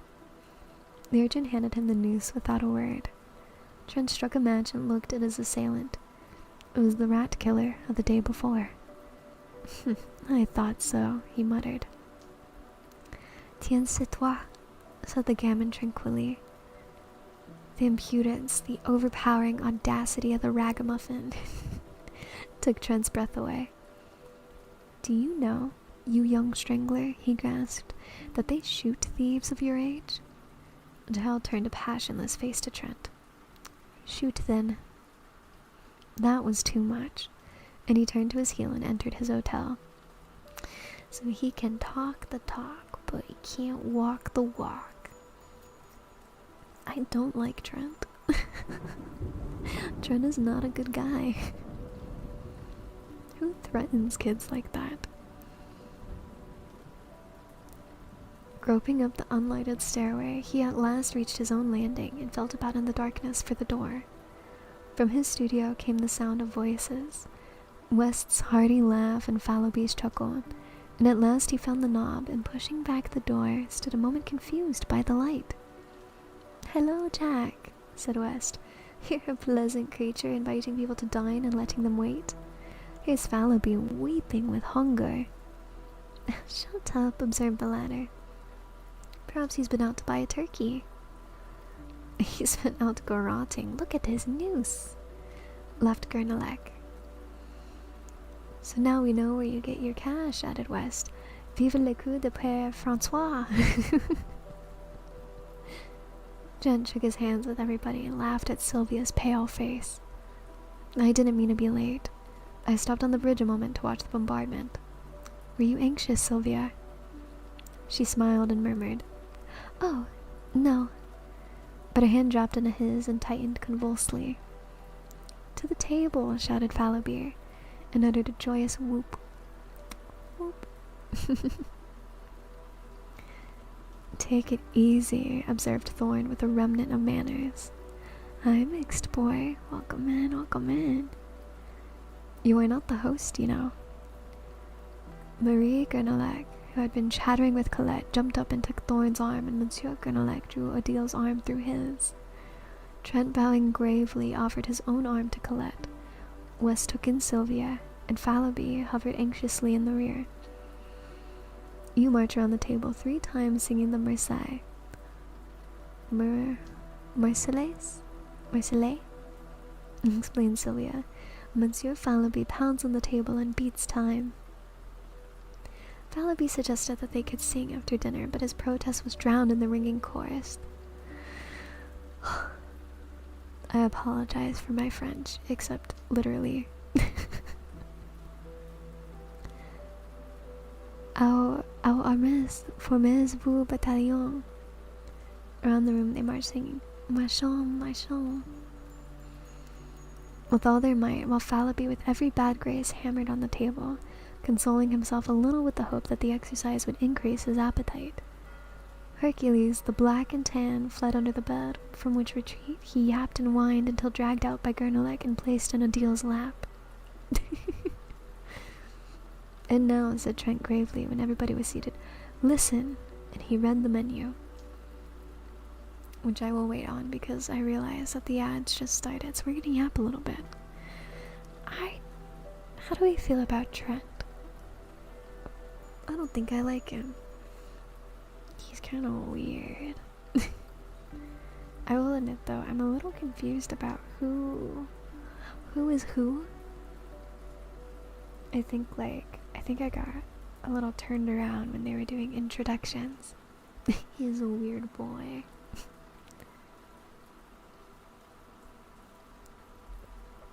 He sounds like that kind of sucks to the age. I think he does. I feel bad. I feel bad for Sylvia. Are there likable characters in The King in Yellow? I think so. I think there are. Hi, Fraser. Your voice is too calming. Oh, it's not a bad thing. Hi, Jack. Jack the Gamer. Welcome in, welcome in. Hoi hoi. We're taking a little break from reading so that we can wait until the ads get back to finish out the story. We're reading The King in Yellow. I guess, like, the one thing that I don't get, maybe I would be too paranoid personally, but I guess, like, the phenomena of people watching the bombardments as, like, entertainment in a way. Like, not really entertainment, but, like, you know what I mean. That's very interesting to me, because I feel like if it was me, I would be inside. I feel like it's very similar to when you're, like, watching a tornado form and, like, come closer, you know what I mean? That's the kind of vibe that I get where people are like, oh, a tornado's gonna form? Let me go stand outside on my porch and watch it. That's kind of what that feels like.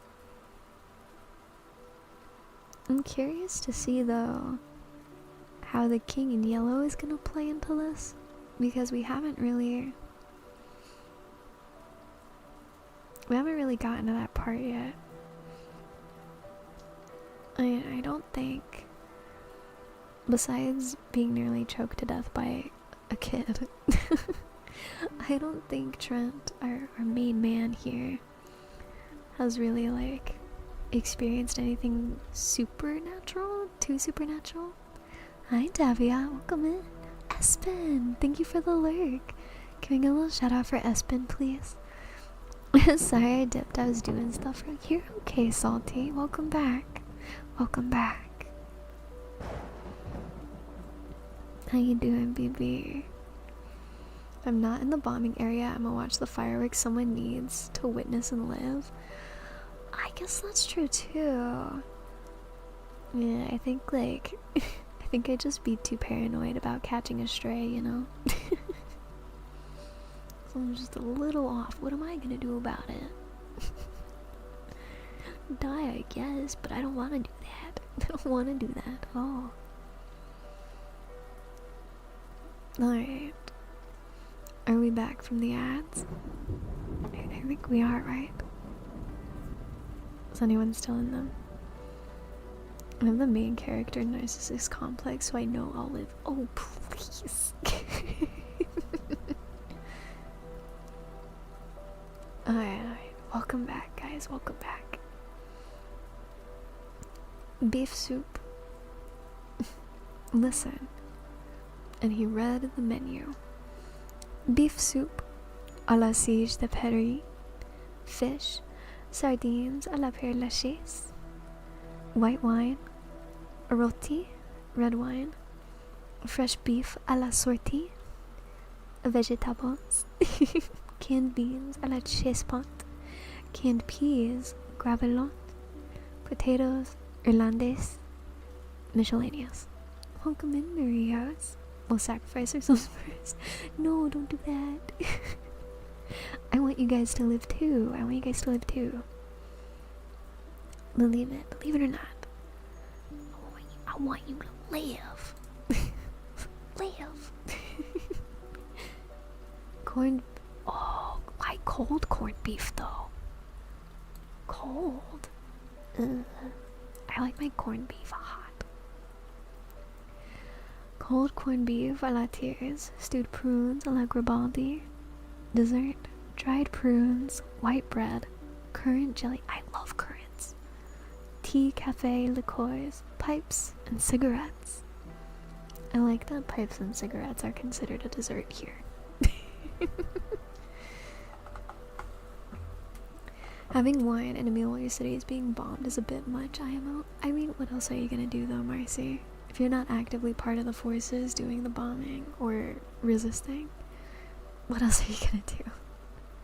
Good night, Maria. You sleep well, okay? You get some really good rest, baby. Like, think about it this way. I'm gonna take it back to the tornado analogy. People have like tornado parties or like hurricane parties. Anytime there's like a huge natural disaster, people are like, what if I threw a party about it? Like, I don't know if you remember, but like when COVID was just starting, at least everyone at my college was like, oh, COVID party? What if we had a COVID party? And it's like, oh yeah, no, like that's exactly what we should do when there's a pandemic, is get everybody in one room together. Crazy times. Alright, let's see. Falaby applauded frantically, and Sylvia served the soup. Isn't it delicious? Sighed Adele. Marie Gernalek sipped her soup in rapture. Not at all like horse, and I don't care what they say. Horse doesn't taste like beef. New hair, you're beautiful, and feet? Yes. Yeah, we show beans here. Isn't that right, guys? Can we get some little some licka-lickas? How you doing, the holy pig? Welcome in. It's one thing to have a drink while death is approaching. It's a whole other thing to eat a Michelin star meal while your city is going up in flames. They're having cold corned beef. I wouldn't exactly call it a Michelin star meal. Yeah. Hope you're doing well, holy pig. We're reading a bit of The King in Yellow, so please feel free to get a snack, get some drinks, and a blanket, and curl up right with us. You want me to meow, Murillos? Okay, let me take a sip of tea real quick.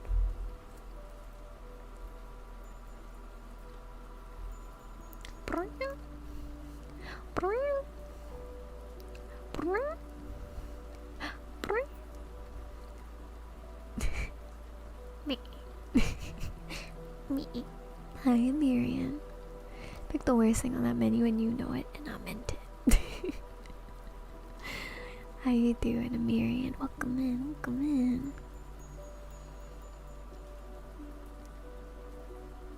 I'm not at all like horse, and I don't care what they say. Horse doesn't taste like beef, whispered Colette to West. Fallabee, who had finished, began to caress his chin and eye the tureen. Have some more, old chap? Inquired Trent. Wicked. How you doing, BB? Welcome in. Get cozy with us while we read The King in Yellow. Just a dreary day.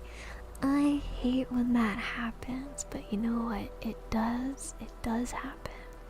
So I hope hanging out here with us while we read through some more of The King in Yellow makes you feel just a little bit better.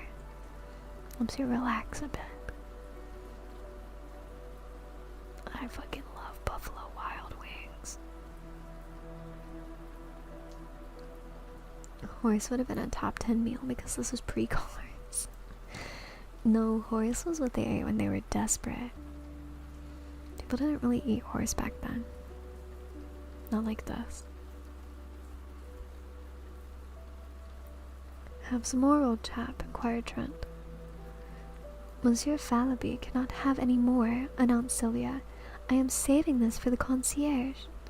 Fallabee transferred his eyes to the fish.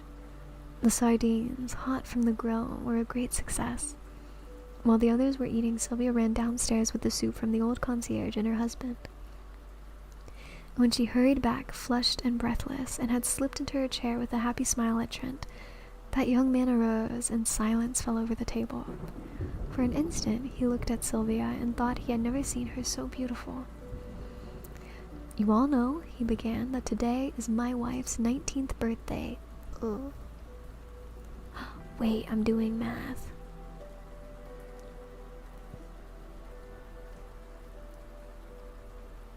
Fuck. He married her. He's 22. Well, I guess it's not that. I would prefer if they were at least both 20, but this was a different time. This was a different time. People died when they were like 30. I have to remember that a single Dorito chip would send half of these people into psychosis.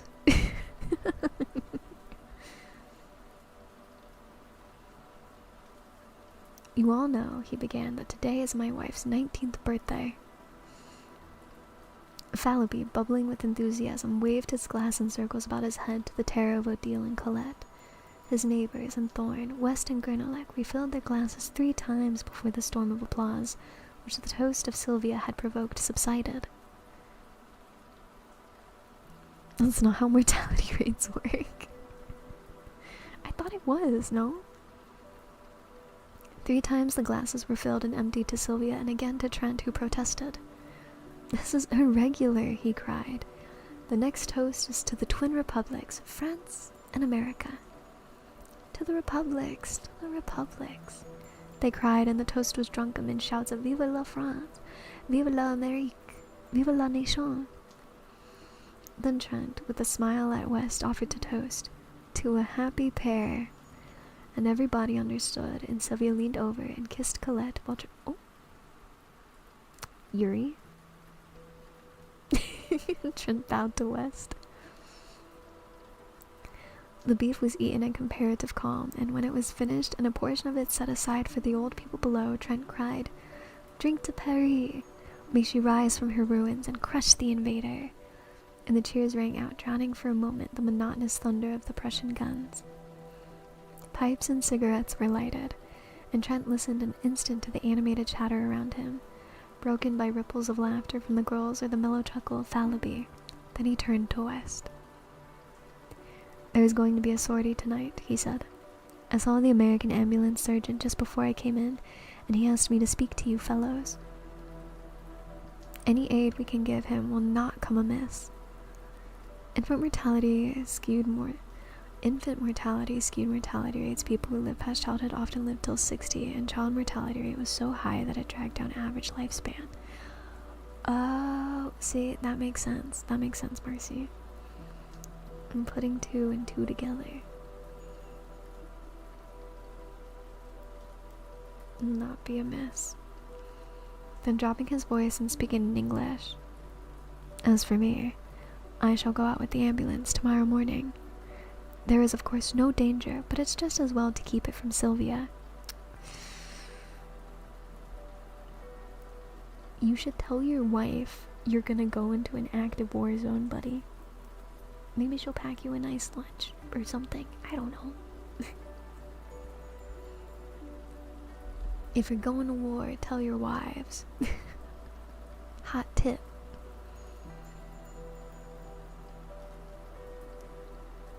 Rogan and offered assistance, and Fallowby volunteered with a groan. Alright, said Trent rapidly. No more now, but meet me at ambulance headquarters tomorrow morning at 8.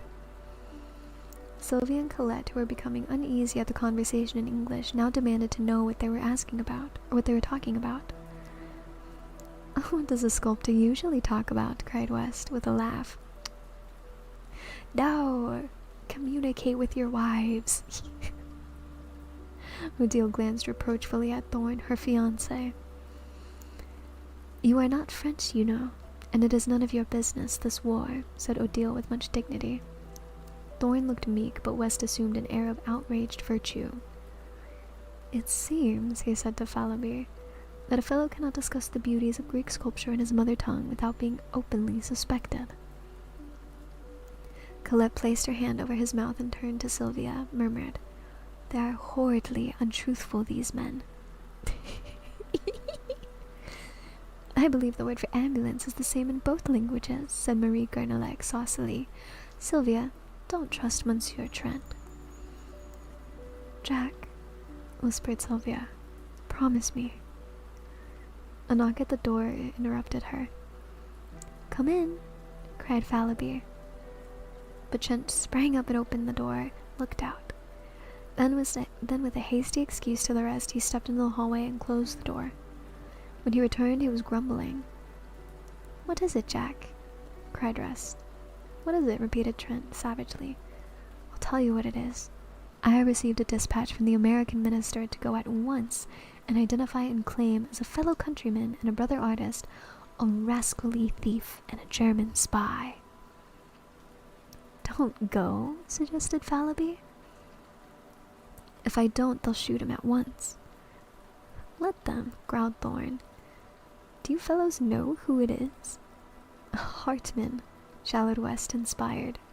Sylvia sprang up deathly white, but Odile slipped her arm around her and supported her to a chair, saying calmly, Sylvia has fainted. It's the hot room. Bring some water. Trent brought it at once. Sylvia opened her eyes and after a moment rose and, supported by Marie Garnelec and Trent, passed into the bedroom. It was the signal for breaking up, and everybody came and shook hands with Trent, saying they hoped Sylvia would sleep it off and that it would be nothing.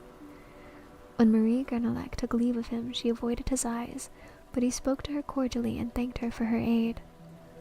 Anything I can do, Jack? Inquired West, lingering, then hurried downstairs to catch up with the rest. Trent leaned over the banisters, listening to their footsteps and chatter, and then the lower door banged and the house was silent.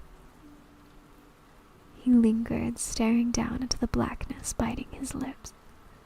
Then with an impatient movement, I am crazy, he muttered, and lighting a candle went into the bedroom.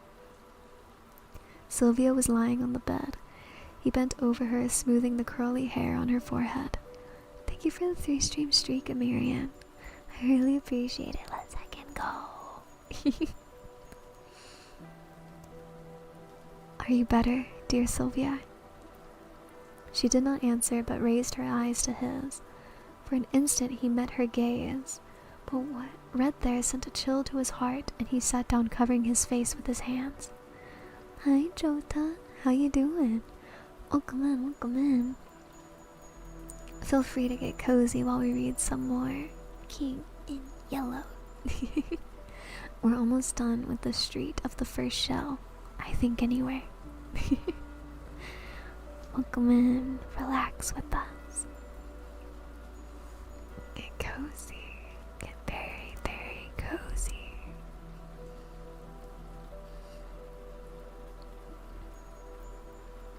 Gorgeous and blonde. I'm glad you like it.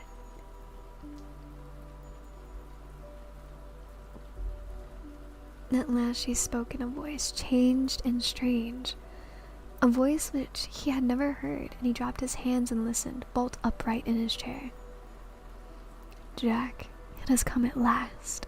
I have feared it and trembled. Oh, how often I have lain awake at night with this on my heart and prayed that I might die before you should ever know of it. For I love you, Jack, and if you go away I cannot live. I have deceived you. It happened before I knew you, but since that first day when you found me weeping in the Luxembourg and spoke to me, Jack, I have been faithful to you in every thought and deed. I loved you from the first, and did not dare to tell you this, fearing that you would go away. And since then my love has grown, and oh, I suffered. But I dared not tell you, and now you know that you do not know the worst. For him now, what do I care? He was cruel, oh so cruel. She had her face on her arms. Must I go on? Must I tell you? Can you not imagine? Oh, Jack! He did not stir. His eyes seemed dead. I was so young, and I knew nothing. And he said that he loved me. Trent rose and struck the candle with his clenched fist, and the room was dark. What the fuck? The bells of St. Sulpice told the hour, and she started up speaking with feverish haste. I must finish. When you told me you loved me, you asked me nothing. But then, even then, if it was too late, and that other life which binds me to him must stand forever between you and me. For there is another whom he claimed and is good to. He must not die. They cannot shoot him for that other's sake. Others? Trent sat motionless, but his thoughts ran on in an interminable whirl.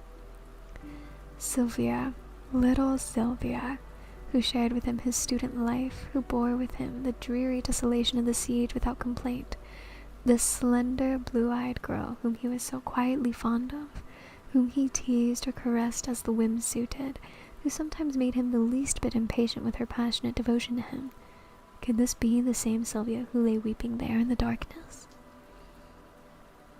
Then he clenched his teeth.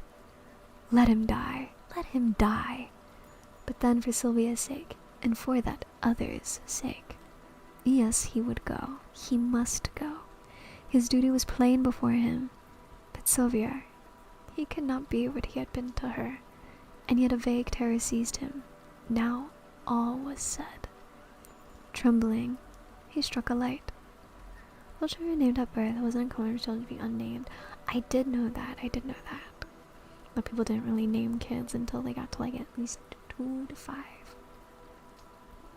Because they might not have made it. So thank you so much. I'm glad you think that I read well, Jota. Let's go. I read well.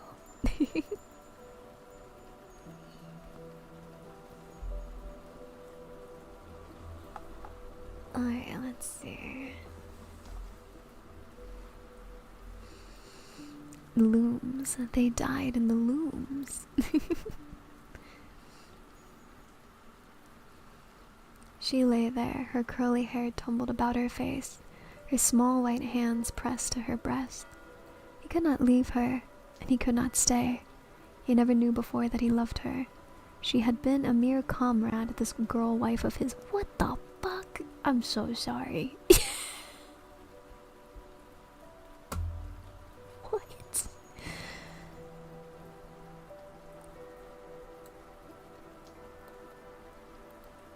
A mere comrade? Who calls their wife a mere comrade? Throw the man away. Throw the man away. I'm sick of this dude. First he's racist, then he doesn't really even love his wife, calls her a comrade. Oh, she's but a mere comrade, but I guess I love her. Now that I know that she loved another man, like, I love her. Oh my god. The best voice to listen to as I attempt to not rage. Thank you, Drew. I appreciate it. I want my wife to be a comrade, but not a mere comrade. Forget the friend zone. Sis got put in the comrade zone. like, I guess, like, okay, so, like, for me, what kills me is that, like, he recognizes that she's a fucking child, too. This girl wife of his. I'm sick of this dude.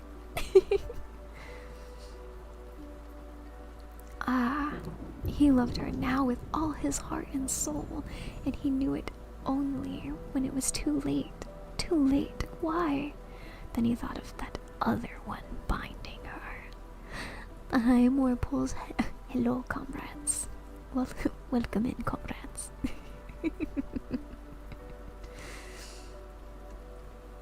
Linking her forever to the creature who stood in danger of his life.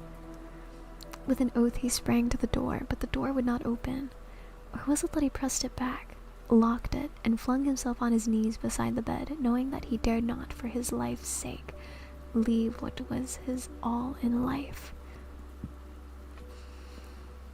My child comrade wife was cheating on me, Brother Hawk. I don't think she was cheating. I don't think she cheated. I think what she's saying, because she's saying that when they met, all of her like infatuations with Hartman, like she didn't cheat on him. She said she put all her devotion into Trent, Jake Trent here, or Jack Trent here, but she had a past with Hartman, and like I think that's what she was saying. I think the issue is that she's not a virgin. If I had to guess. Lurk for the comrades. Yes, lurk for the comrades. Comrade love. We big love. Привет. Welcome in, Cooper. Hola, comrade. Meow meow. Hello, friends. Konnichiwa, tomodachi. Привет, Roberichi.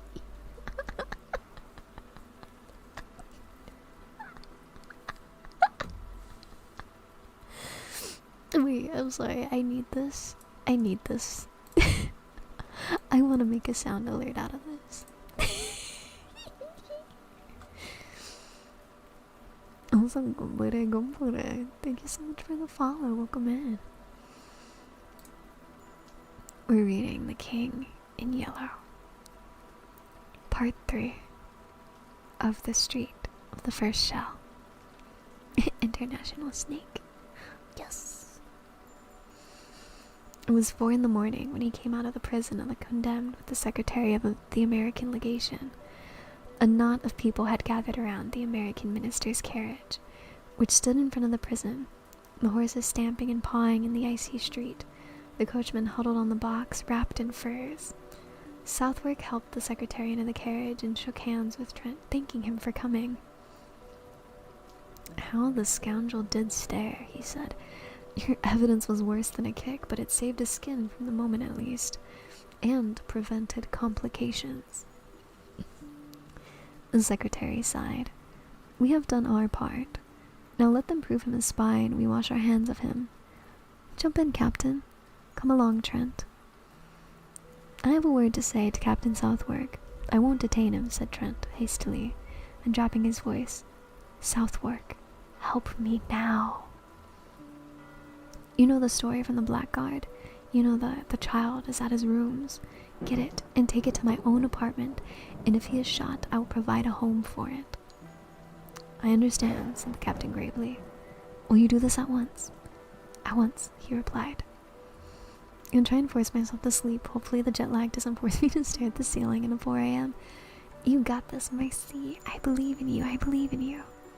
You sleep well, okay, baby? Delirious comrade. I misclicked the first letter, by the way. How are you today? I'm good. How are you? Their hands met in a warm clasp, and then Captain Southwark climbed in the carriage, motioning Trent to follow. But he shook his head, saying goodbye, and the carriage rolled away. Me hope he no get shot. Me hope he no get shot, too.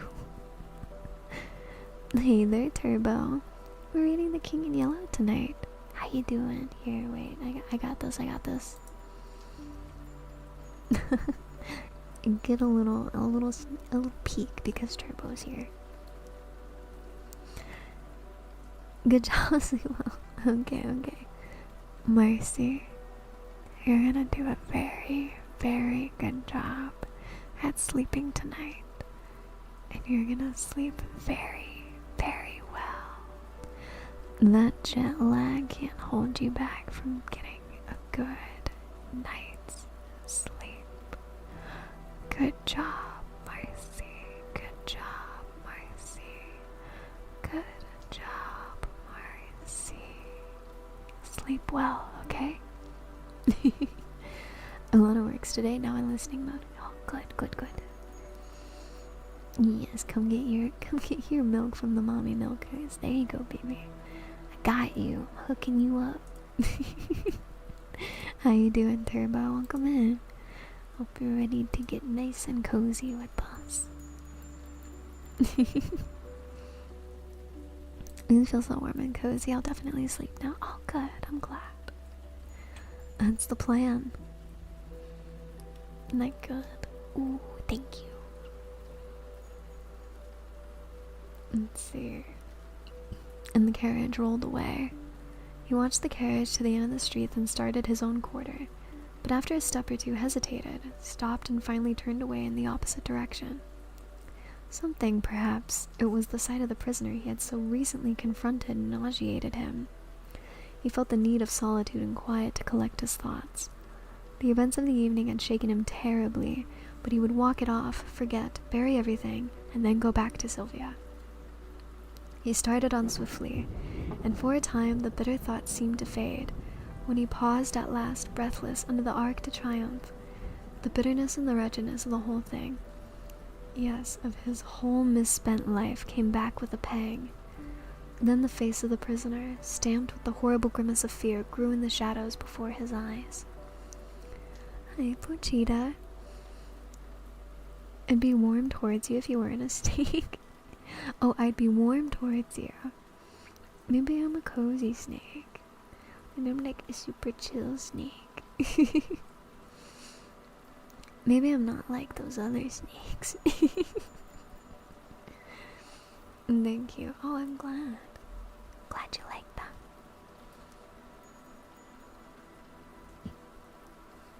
Where was I? And grew in the shadows before his eyes. Sick at heart, he wandered up and down under the great arc, striving to occupy his mind, peering up at the sculptured cornices, to read the names of the heroes and battles which he knew were engraved there, but always the ashen face of Hartman followed him, grinning with terror. Or was it terror? Was it not triumph?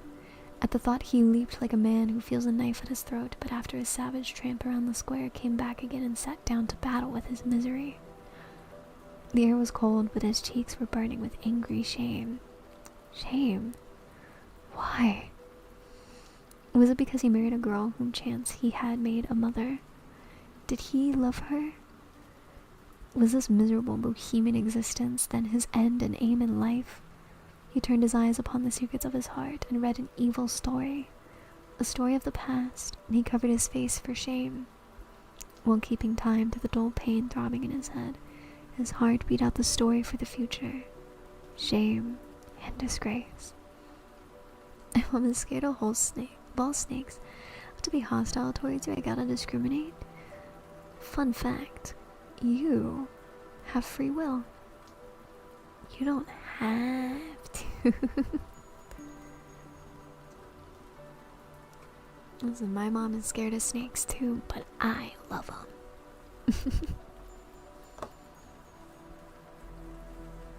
Shame and disgrace.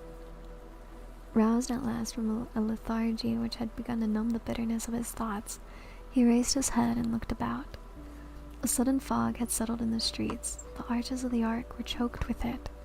He would go home. A great horror of being alone seized him, but he was not alone. The fog was peopled with phantoms. All around him in the mist they moved, drifting through the arches in lengthening lines, and vanished, while from the fog others rose up, swept past, and were engulfed. He was not alone, for even at his side they crowded, touched him, swarmed before him, beside him, behind him. pressed him back, seized and bore him with them throughout the mist. Down a dim avenue, through lanes and alleys white with fog, they moved, and if they spoke their voices were dull as the vapor which shrouded them. At last in front, a bank of masonry and earth cut by a massive iron barred gate towered up in the fog. Slowly and more slowly they glided, shoulder to shoulder and thigh to thigh. Then all movement ceased. A sudden breeze stirred the fog. It wavered and eddied. Objects became more distinct. A pallor crept above the horizon, touching the edges of the watery clouds, and drew dull sparks from 1,000 bayonets. Bayonets! They were everywhere, cleaving the fog, or flowing beneath it in rivers of steel. High on the wall of masonry and earth a great gun loomed, and around its figures moved in silhouettes. Below, a broad torrent of bayonets swept through the iron-barred gateway. Out in the shadowy plain, it became lighter. Faces grew more and more distinct among the marching masses, and he recognized one. "You, Philippe!" The figure turned its head. Trent cried, "Is there room for me?" But the other only waved his arm in a vague adieu and was gone with the rest. Presently the cavalry began to pass, squadron on squadron, crowding out into the darkness. Then many cannon, then an ambulance, then again the endless lines of bayonets. Beside him, how do I say this? A cuirassier sat on his steaming horse, and in front, among a group of mounted officers, he saw a general, with the astrakhan collar of his dolman turned up about his bloodless face. Methinks book interesting. It is interesting.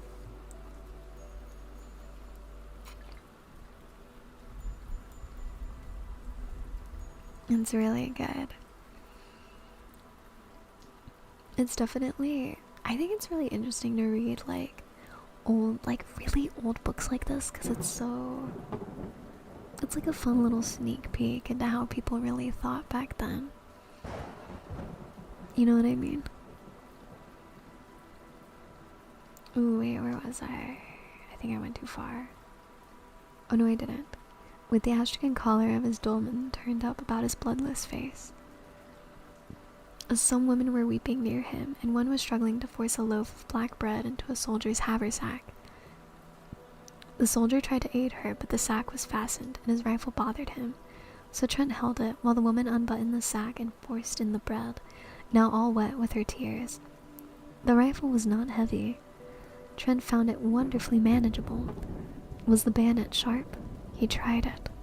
Then a sudden longing, a fierce, imperative desire took possession of him.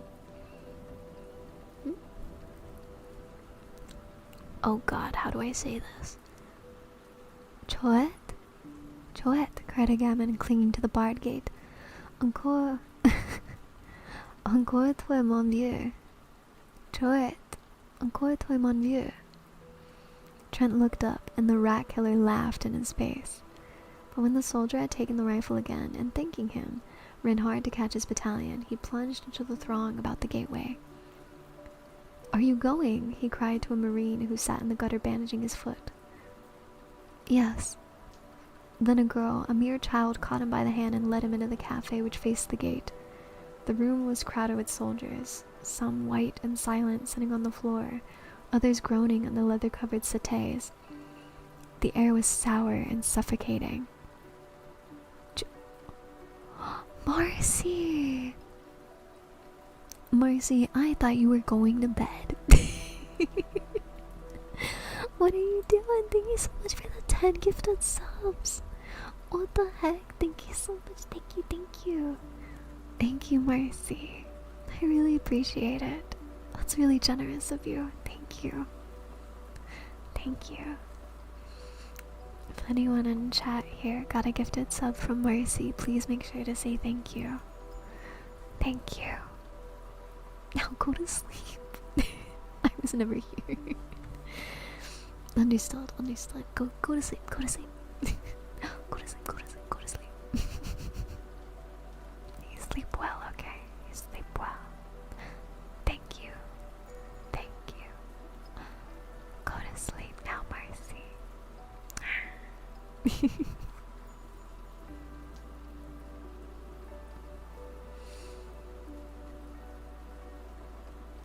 Then a girl, a mere child, caught him by the hand and led him into the cafe. Blah, blah, blah, blah. I already read that.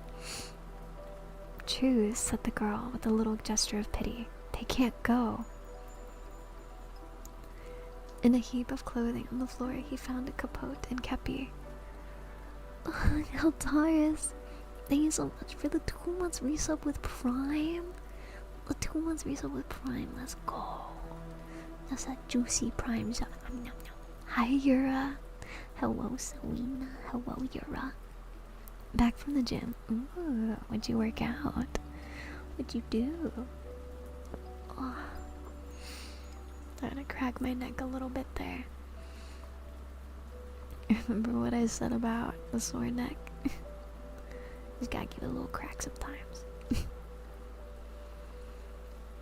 She helped him buckle his knapsack, cartridge box, and belt, and showed him how to load the chase pot rifle, holding it on her knees.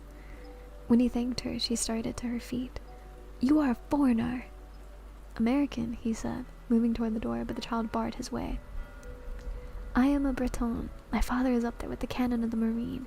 He will shoot you if you are a spy. So it mean lit, nice, me no wonder two things. Is that what that means? A little bit of everything, light workout, about 40 on each machine. Nice. Oh, you bench 200? Hell yeah. I pop in just about every stream that a sub is nice. I also forgot about the Prime sub until I checked. No, Eldaris, thank you so much. I really do appreciate it. I hope you know that it is definitely, I hold the subs dear to my heart. I'm strong.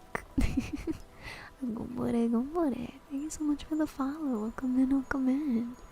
Make sure to get cozy with us. Relax while we read a little bit more of The King in Yellow tonight. But thank you, Eldaris. Thank you, Mercy. I really appreciate it. Alright, where was I? He will shoot you if you are a spy. They faced each other for a moment. Then sighing, he bent over and kissed the child. Ew. Pray for France, little one, he murmured, and she repeated with a pale smile. For France and you, beau monsieur. He ran across the street and through the gateway. Once outside, he edged into line and shouldered his way along the road. A corporal passed, looked at him, repassed, and finally called an officer. You belong to the 60th, growled the corporal, looking to the number of his kepi. We have no use for francs-tireurs, added the officer, catching sight of his black trousers. I wish to volunteer in place of a comrade, said Trent, and the officer shrugged his shoulders and passed on. What's crazy about this? Oh my god. Gombore. Thank you so much for the follow. Welcome in. I think the craziest thing about this is that Trent really said, I would rather go to war than have a meaningful conversation with my wife. This is crazy. He's like, how do I remove myself from the situation entirely? Oh, let me just go to war. What the fuck? Guys will literally go to war instead of having an emotion. That's crazy. This guy specifically. I'd rather get shot at and shoot. What? Talking to wife? Nah, fam. The simple times, no. But that's 1800s men for ya. I'm really glad that we've matured as a society.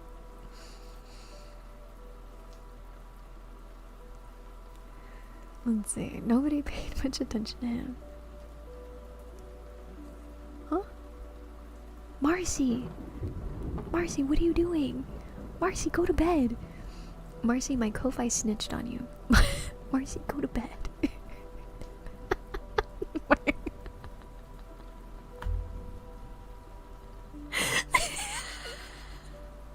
He has a post in chat.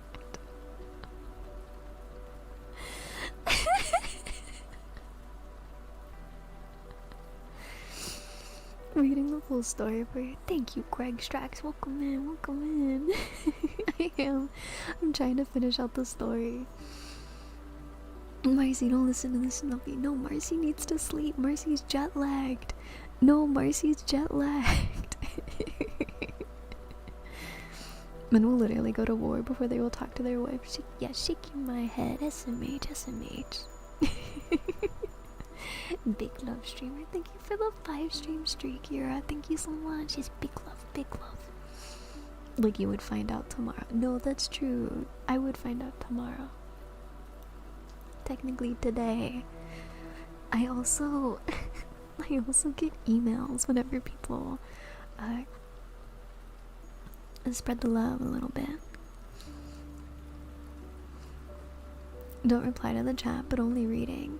I do both. I do both. I'm a big time yapper. Alright. Let me see. Yeah, but go get your rest, Marcy. Sleep well, okay? You get your rest. It's not much yapping. I would say there's a good ratio between yapping and reading. Okay, EP's well, chat. EP's well, Selena Oshi. EP's well, Marcy. I'm keeping an eye out. I'm keeping an eye. You must eat. No worries, Gallant. You get some good rest too, okay? Thank you for the lurk, Jack. Oh my gosh, this must be a crazy story for you to listen to because the guy's name is Jack. Marcy, count sheep. Yeah, count sheep. Alright, I'm gonna take a sip of water. And then we hop back in. We hop back in.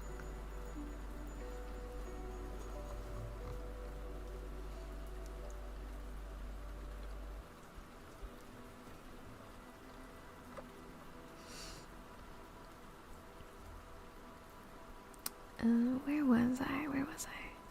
Oh yeah, I wish to volunteer in place of a comrade, said Trent, and the officer shrugged his shoulders and passed on. Nobody paid much attention to him, 1 or 2 merely glancing at his trousers.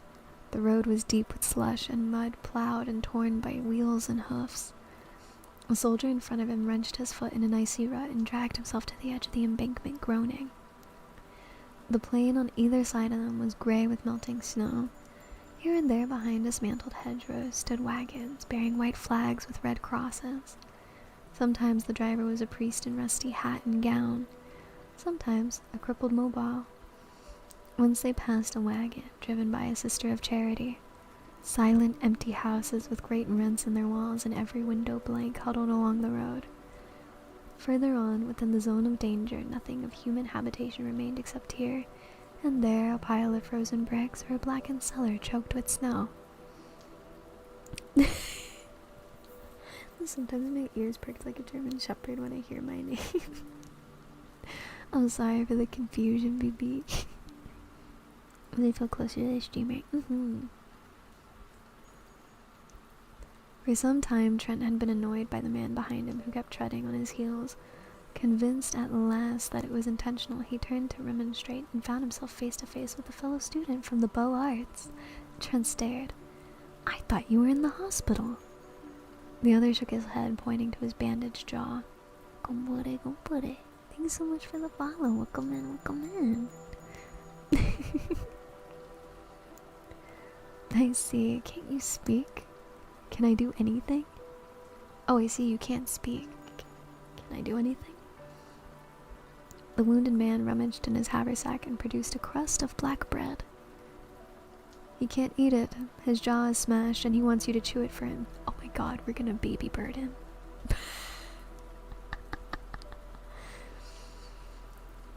He wants you to chew it for him, said the soldier next to him. Trent took the crust and, grinding it in his teeth morsel by morsel, passed it back to the starving man. From time to time, mounted orderlies sped to the front, covering them with slush. It was a chilly, silent march through sodden meadows, wreathed in fog. Along the railroad embankment across the ditch, another column moved parallel to their own.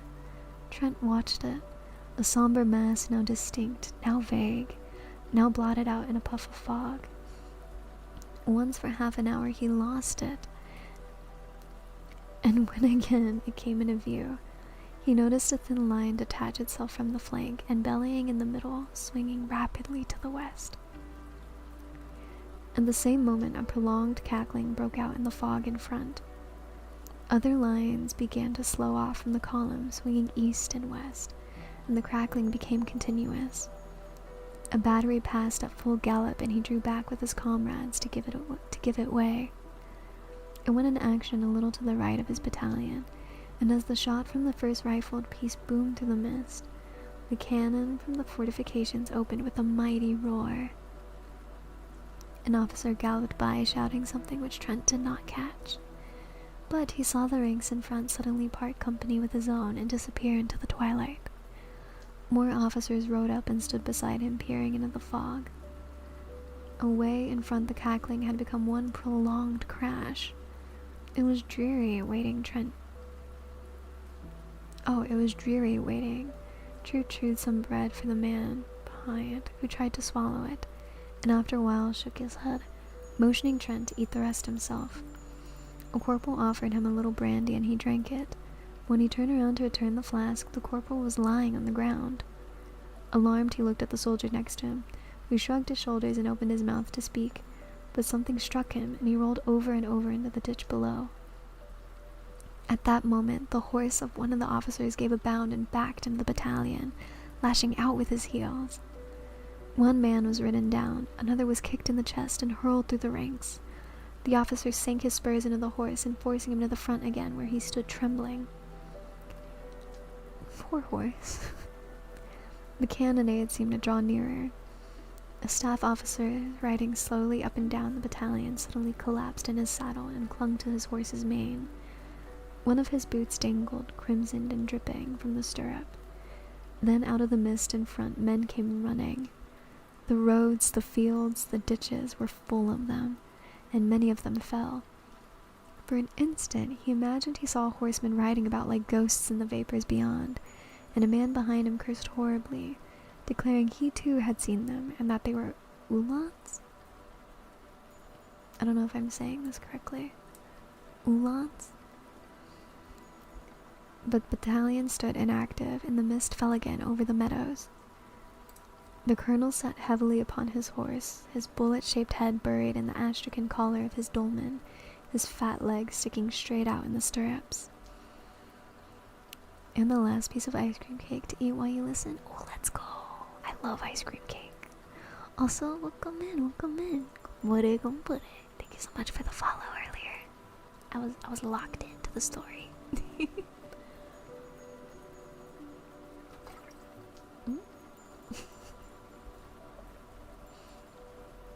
The colonel sat heavily upon his horse. Oh wait, I read this. Oh, thank you for the pets. Yes, Geneva's suggestion always deserves pets. The buglers clustered about him with bugles poised, and behind him a staff officer in a pale blue jacket smoked a cigarette and chatted with the captain of hussars. From the road in front came the sound of furious galloping, and an orderly reined up beside the colonel, who motioned him to the rear without turning his head. Then on the left a confused murmur arose, which ended in a shout. A hussar passed like the wind, followed by another, and another, and then squadron after squadron whirled by them into the sheeted mists. At that instant the colonel reared in his saddle, and bugles clanged, and the whole battalion scrambled down the embankment over the ditch. Ooh, wait 1 second, I have to restart. Okay, there you go. Over the ditch and started across the soggy meadow. Almost at once, Trent lost his cap.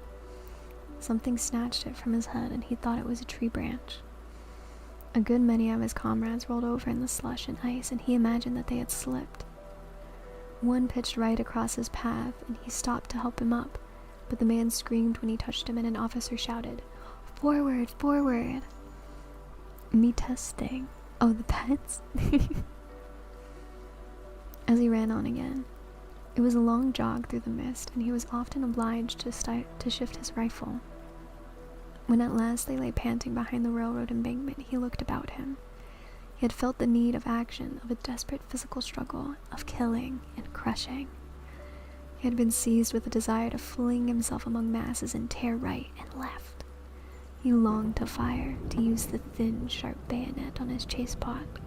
He had not expected this. He wished to become exhausted, to struggle and cut until incapable of lifting his arm. Then he had intended to go home.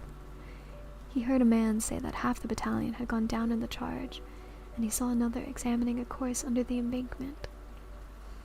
Oh, a corpse under the embankment. The body, still warm and clothed in a strange uniform, but even when he noticed the spiked helmet lying a few inches further away, he did not realize what had happened. The colonel sat on his horse a few feet to the left, his eyes sparkling under the crimson kepi. Trent heard him reply to an officer. "I can hold it, but another charge, and I won't have enough men left to sound a bugle." "Were the Prussians here?" Trent asked of a soldier who sat wiping the blood trickling from his hair. "Yes. The hussars cleaned them out. We caught their crossfire." "We are supporting a battery on the embankment," said another. Then the battalion crawled over the embankment and moved along the lines of twisted rails.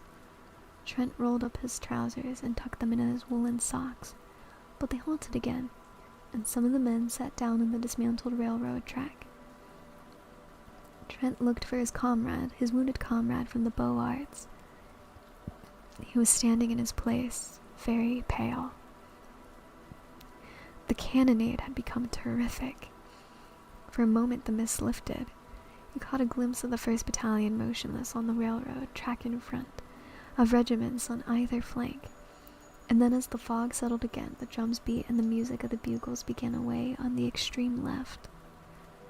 A restless movement passed among the troops.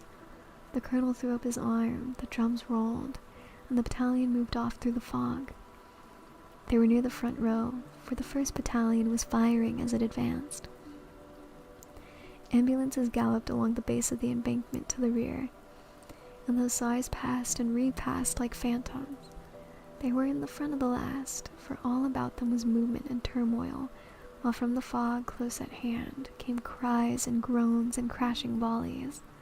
Shells everywhere bursting along the embankment, splashing them with frozen slush. Trent was frightened. He began to dread the unknown, which lay there crackling and flaming in obscurity. The shock of the cannon sickened him. He could even see the fog light up with a dull orange as the thunder shook the earth. It was near. He felt certain, for the colonel shouted forward, and the 1st Battalion was hastening into it. He felt its breath. He trembled but hurried on. A fearful discharge in front terrified him. Somewhere in the fog men were cheering, and the colonel's horse, streaming with blood, plunged about in the smoke. Another blast and shock right in his face almost stunned him, and he faltered. All the men to the right were down. His head swam. The fog and smoke stupefied him. He put out his hand for support and caught something. It was the wheel of a gun carriage, and a man sprang from behind it, aiming a blow at his head with a rammer, but stumbled back shrieking with a bayonet through his neck, and Trent knew that he had killed. Mechanically, he stooped to pick up his rifle, but the bayonet was still in the man who lay, beating with red hands against the sod. It sickened him, and he leaned on the cannon. Men were fighting all around him now, and the air was foul with smoke and sweat. Somebody seized him from behind and another in front, but others in turn seized them or struck them solid blows. Then click, click, click, of bayonets infuriated him, and he grasped the rammer and struck out blindly until it was shivered to pieces. A man threw his arm around his neck and bore him to the ground, but he throttled him and raised himself on his knees. He saw a comrade seize the cannon and fall across it with his skull crushed in. He saw the colonel tumble clean out of his saddle into the mud. Then consciousness fled. When he came to himself, he was lying on the embankment among the twisted rails. On every side huddled men who cried out and crushed, and cursed and fled away into the fog, and he staggered to his feet and followed them. Once he stopped to help a comrade with a bandaged jaw, who could not speak but plunged. This is how I know it's late, as my dyslexia is acting up.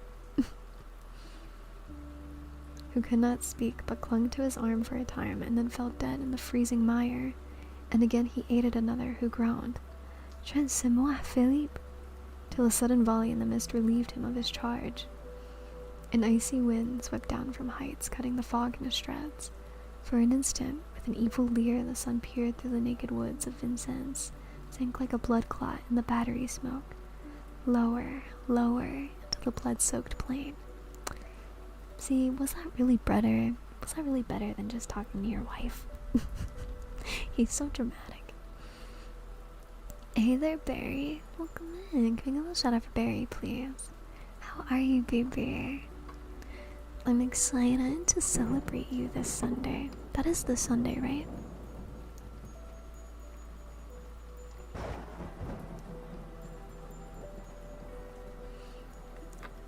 Also, the ads are about to start, so we're just gonna yap for a little bit.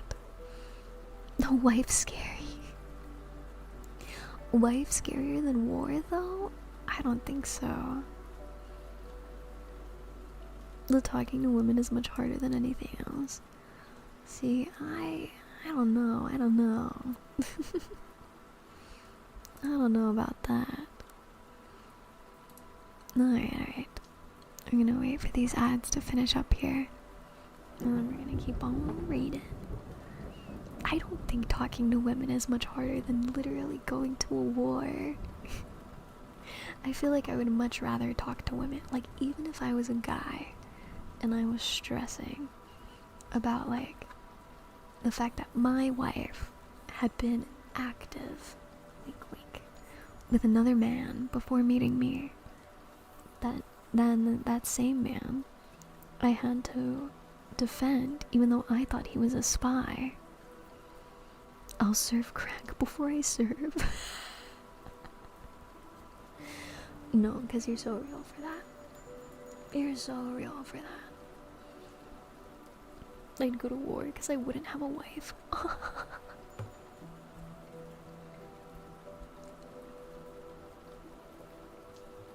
We gotta get you a wife. King's first shadow, of course, Barry. How are you, baby? Snake lady, who dead? Who dead? Philippe. He was an artiste with us. He was one of our buddies, one of our little guys. I'm going to war for my Kamiyoshi. And you know what? You're so real for that. Actually, you're so real for that. See that? That I can get behind. And go to war. Wait, bullet strong, but wife scary.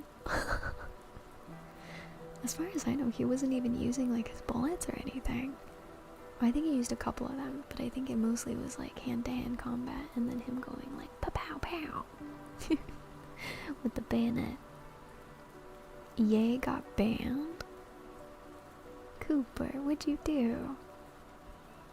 It was funny, I'll get rejected from the war front due to back problems. Dude, same. I have too many injuries. I have too many too many physical injuries. Plus I don't have 20/20 vision. Not that that's like required. There's plenty of people with glasses in the military. But boy, does it help. If you see it hurt, you'd understand. I got health issues that stop me from serving. Same. Guys, raise your hand if you have health issues that would stop you from serving in a war. Maybe talk to wife, then go war for funds. Joda, no. I'm sending a message in chat, second. When just wrong command. Oh, I see.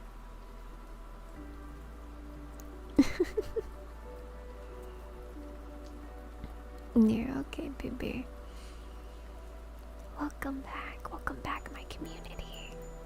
Welcome back, Snickies. Convince wife to go with you to war. No, that's worse. Although, allegedly, there was this, oh, what's it called?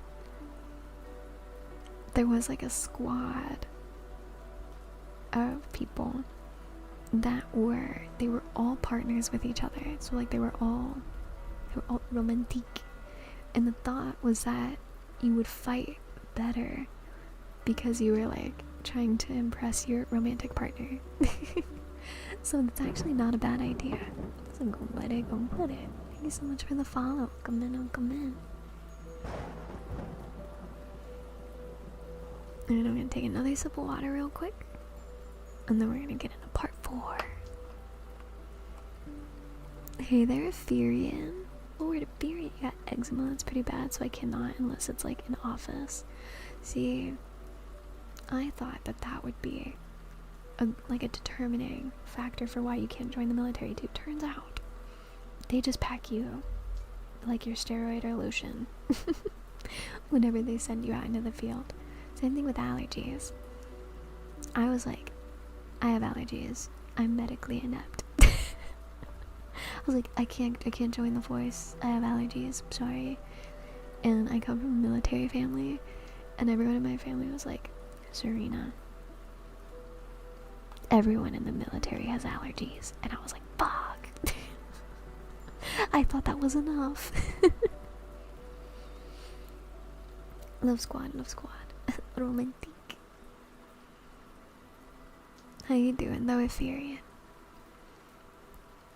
Alright. Sip of water, then more reading.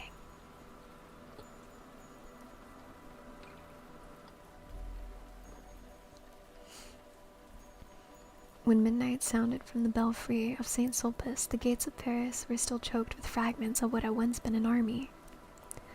They entered with the night, a sullen horde, spattered with slime, faint with hunger and exhaustion.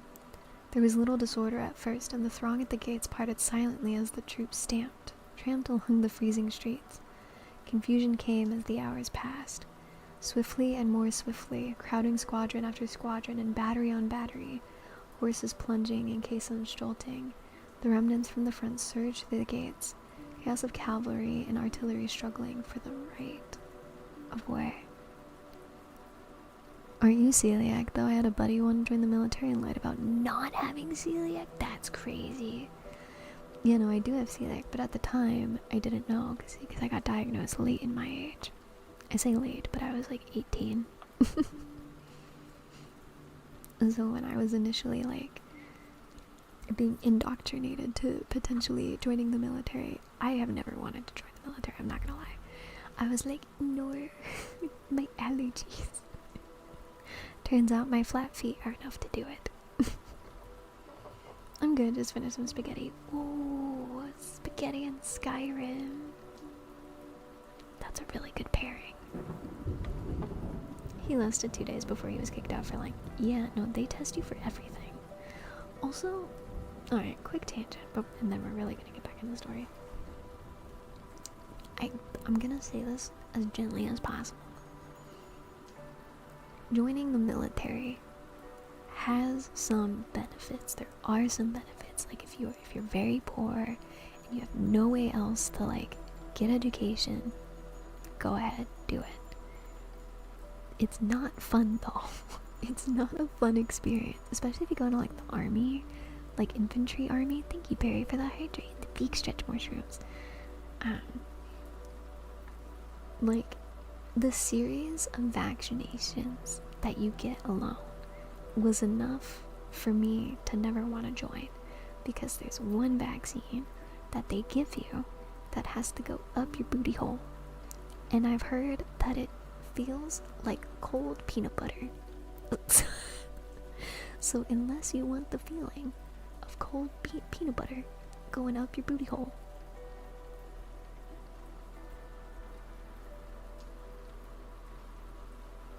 I mean, to each their own, I guess. Alright, I'm gonna actually stand up for this big stretch real quick. I'll be right back.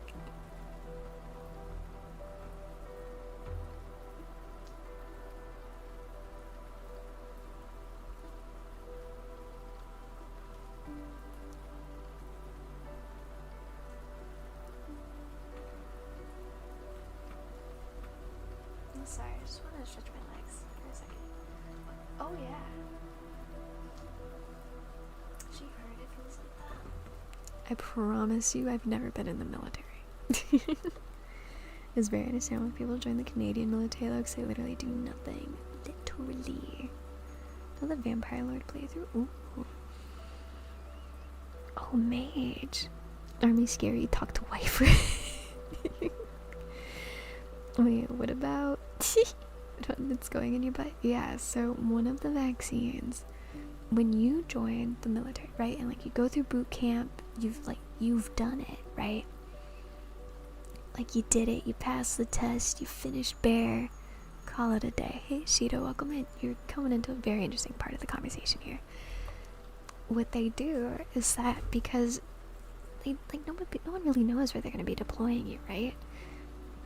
Hypothetically, right? Like no one really knows where you're going, so they just kind of like vaccine you for everything, just in case. And one of the vaccines is, and this is how it was described to me, both by my grandfather and my father and my aunt, who were all infantry military, right? Infantry army. They said that when they finished their testing, they got a shot up their booty hole. And the way that it is it's a really long needle, and it's a big needle. I don't think it's like a sharp needle. I think it's like one of those cute plastic ones that's basically like a proboscis. And then they inject this paste. What's the way it was phrased? Was literally paste that feels like cold peanut butter. And the reason why it feels cold is because they hand you the thing and you have to like give it to the person.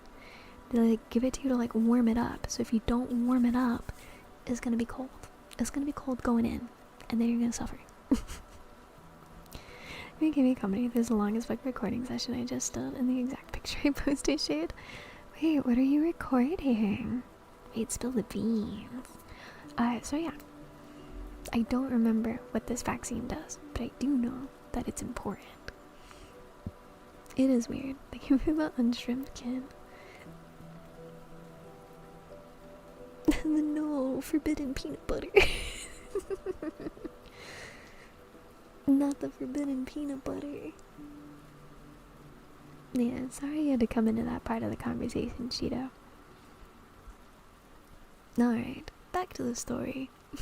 That hopefully doesn't have forbidden peanut butter. Common side effects of the peanut butter shot. I spilled the beans. Ooh. LOL me is like, do not play this live on stream. Thank you, baby. I won't. Oh no, clear feather. You know what? I would do a forbidden peanut butter ASMR video for 2K because I fear the extraction process. It's the same thing with the bugs, right? With eating bugs.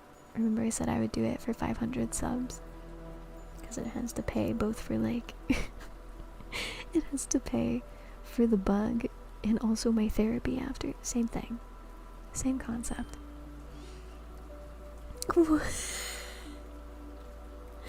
Welcome in, bub. Welcome in, raiders. Hi, I'm Serena Nisi, your sweet and sassy snake goddess. Don't let the ears and the tail fool you. Sometimes I bark for chat, so they call me Snoopy. How you doing, bub? Yeah, raid. Perfect time for raiders. I know. We're gonna just gonna go with my forbidden jelly. Me, you know. Hi, Snow Fuzzy. Hi, Lucky. How's it going, home dog? Skilly bisquick. It's a raid. Yeah, don't laugh. Shh, guys, don't laugh. We gotta be serious now. No, I was telling them about the forbidden peanut butter vaccine shot that the military gives you. Cause it goes up your booty.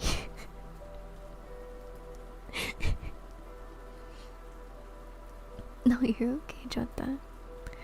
Hi, Sister Ray. Welcome in. I'm reading a little bit of The King in Yellow tonight. So if you like spooky stories, if you like eldritch horror, if you like getting a little silly with it, like this guy, his name is Jack Trent. He literally, guys, went to a war instead of going home to his wife because he was nervous to talk to her. He didn't even do anything wrong. He just was like, I'm scared to talk to my wife. What if I went to war instead?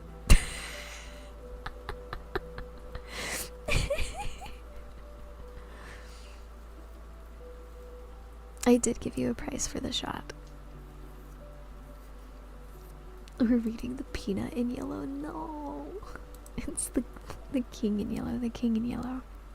My bad, all caps. You're good, PP. I hope stream was really nice though, Bob.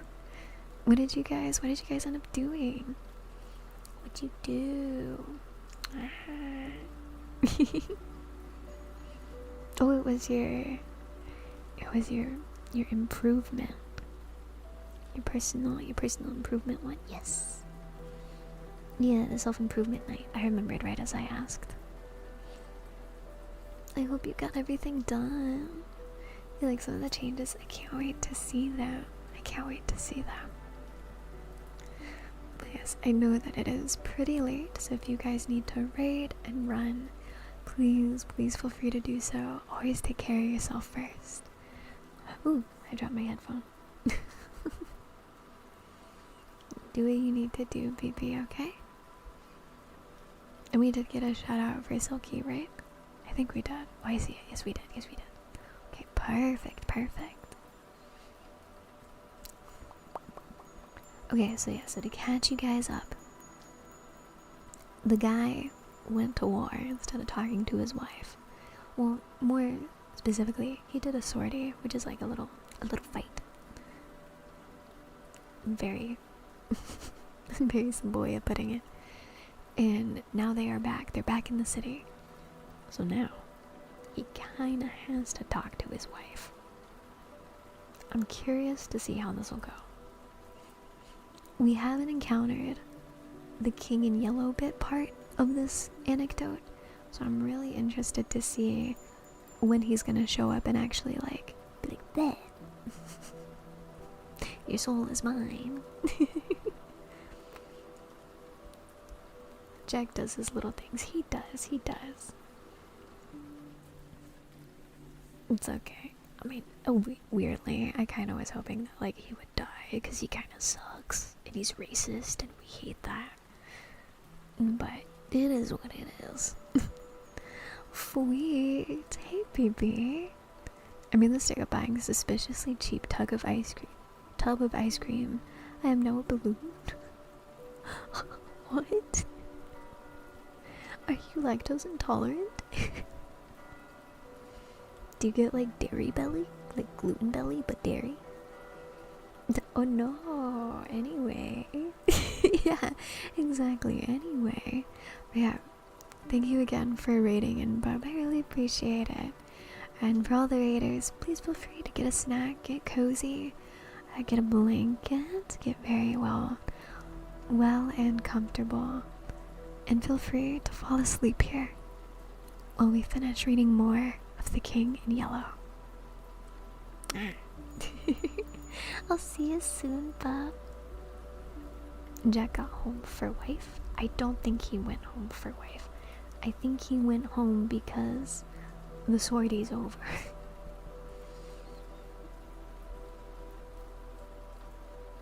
Alright, a chaos of cavalry and artillery struggling for the right of way. Close upon them stumbled the infantry. Here a skeleton of a regiment marching with a desperate attempt at order. There a riotous mob of mobiles crushing their way to the streets. Then a turmoil of horsemen. Cannon, troops without officers, officers without men. Then again a line of ambulances, the wheels groaning under their heavy loads.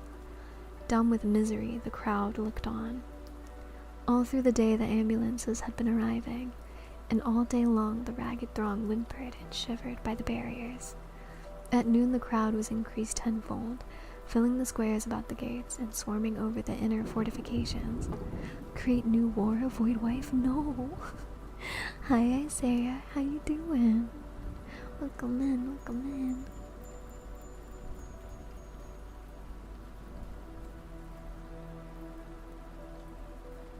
Inner fortifications. At 4 o'clock in the afternoon, the German batteries suddenly wreathed themselves in smoke and the shells fell fast on Montparnasse. And 20 minutes after 4, 2 projectiles struck a house in the Rue de Bac, and a moment later the first shell fell in the Latin Quarter. Braith was painting in bed when Wes came in very much scared. "I wish you would calm down. Our house has been knocked into a cocked that, and I'm afraid that some of the pillagers may take it into their heads to pay us a visit tonight. Braith jumped out of bed and bundled himself into a garment which had once been an overcoat. Anybody hurt? He inquired, struggling with a sleeve of dilapidated lining. No, Colette is barricaded in the cellar and the concierge ran away to the fortifications. There will be a rough gang there if the bombardment keeps up. You might help us. Alright, so we did the math when Marcy, I'm whispering her name so that she doesn't wake up, when Marcy was awake, and this actually takes place just a little bit before World War One. So World War One. Doing good. How are you today? What did you eat? I had a blueberry, raspberry, and blackberry smoothie, some chips, and some pasta for dinner. Thank you for the hug, Cooper. Yeah, World War One. I've read about 6 memoirs from. Ooh, let's go. I promise you, this telling is probably not very accurate.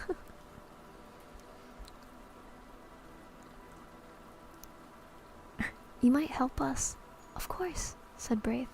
But it was not until they had reached the Rue Serpent and had turned in the passage which led to West Cellar that the latter cried, "Have you seen Jack Trent today?" No, replied Braith, looking troubled. He was not at ambulance headquarters. He stayed to take care of Sylvia, I suppose. Oh, no one knows where he is. No one knows where he is. Marcy here, I feel? No, she is for sure. She's just sleeping. No, let's let her rest. A bomb came crashing through the roof of a house at the end of the alley and burst in the basement, showering the street with slate and plaster. A second struck a chimney and plunged into the garden, followed by an avalanche of bricks, and another exploded with a deafening report in the next street. They hurried along the passage to the steps which led to the cellar. Here again Braith stopped. Don't you think I had better run up to see if Jack and Sylvia are well entrenched? I can get back before dark. No, go in and find Colette, and I'll go. No, let me go. There's no danger. I know it, replied West calmly, and dragging Braith into the alley, pointed to the cellar steps. The iron door was barred. Colette, he called. The door swung inward, and the girl sprang up the steps to meet them. At that instant, Braith, glancing behind him, gave a startled cry, and pushing the two before him into the cellar, jumped down after them and slammed the iron door. A few seconds later, a heavy jar from the outside shook the hinges. They are here, muttered West, very pale. That door, observed Colette calmly, will hold forever. Braith examined the low iron structure, now trembling with the blows rained on it from without. West glanced anxiously at Colette, who displayed no agitation, and this comforted him. I don't believe they will spend much time here, said Braith. They only rummage in cellars for spirits, I imagine. Unless they hear that valuables are buried there. But surely nothing is buried here, exclaimed Braith uneasily. Fortunately, there is, growled West. That miserly landlord of mine. A crash from the outside, followed by a yell, cut him short. Then blow after blow shook the doors until there came a sharp snap, a clanking of metal. A triangular bit of iron fell inwards, leaving a hole through which struggled a ray of light. Oh, that's not good. Instantly West knelt, and shoving his revolver through the aperture, fired every cartridge. For a moment the alley resounded with the racket of the revolver, then absolute silence followed. Presently, a single questioning blow fell upon the door, and a moment later another and another, and then a sudden crack zigzagged across the iron plate. Here, said West, seizing Colette by the wrist, you follow me, Braith. And he ran swiftly toward a circular spot of light at the further end of the cellar. The spot of light came from the barred manhole above. West motioned Braith to mount on his shoulders. Push it over. You must. With little effort, Braith lifted the barred cover, scrambled out on his stomach, and easily raised Colette from West's shoulders. Quick, old chap, cried the latter. Braith twisted his legs around a fence chain and leaned down again. The cellar was flooded with a yellow light, and the air reeked with the stench of petroleum torches. The iron door still held, but a whole plate of metal was gone, and now as they looked, a figure came creeping through, holding a torch. "Quick," whispered Braith, "jump!" And West hung dangling until Colette grasped him by the collar and he was dragged out. There her nerves gave way, and she wept hysterically, but West threw his arm around her and led her across the gardens, into the next street, where Braith, after replacing the manhole cover and piling some stone slabs from the wall over it, rejoined them. Braith really is smart, yeah. It was almost dark. They hurried through the street now, only lighted by burning buildings or the swift glare of the shells. They gave wide berth to the fires, but at a distance saw the flitting forms of pillagers among the debris. Sometimes they passed a female fury, grazed with drink-shrieking anathemas upon the world, or some slouching lout whose blackened face and hands betrayed his share in the work of destruction. At last they reached the sun and passed the bridge, and then Braith said, "I must go back. I am not sure of Jack and Sylvia." As he spoke, he made way for a crowd which came trampling across the bridge and along the river wall by the D'Orsay barracks.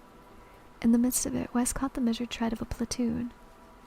A lantern passed, a file of bayonets, and then another lantern which glimmered on a deathly face behind, and Colette gasped, "Hartman!" And he was gone. They peered fearfully across the embankment, holding their breath. There was a shuffle of feet on the quay, and the gate of the barracks slammed. A lantern shone for a moment at the postern. The crowd pressed to the grill. Then came the clang and the volley from the stone parade. One by one, the petroleum torches flared up along the embankment, and now the whole square was in motion. Down from the Champs-Élysées and across the Place de la Concorde straggled the fragments of their battle, a company here and a mob there. They poured in from every street, followed by women and children, and a great murmur, borne on the icy wind, swept through the Arc de Triomphe and down the dark avenue. "Perdu, perdu!" Compare. Thank you so much for the follow. Welcome in, welcome in. Get cozy with us. Relax here with us. A ragged end of a battalion was pressing past, the spectre of annihilation. West groaned. Then a figure sprang from the shadowy ranks and called West's name, and then he saw it was Trent. He cried out. Trent seized him, white with terror. "Sylvia!" West stared speechless, but Colette moaned, "Oh, Sylvia, Sylvia, but they are shelling the quarter." "Trent!" shouted Braith, but he was gone and they could not overtake him. The bombardment ceased as Trent crossed the Boulevard Saint-Germain, but the entrance to the Rue de Seine was blocked by a heap of smoking bricks. See, this is what happens when you go to war instead of talking to your wife.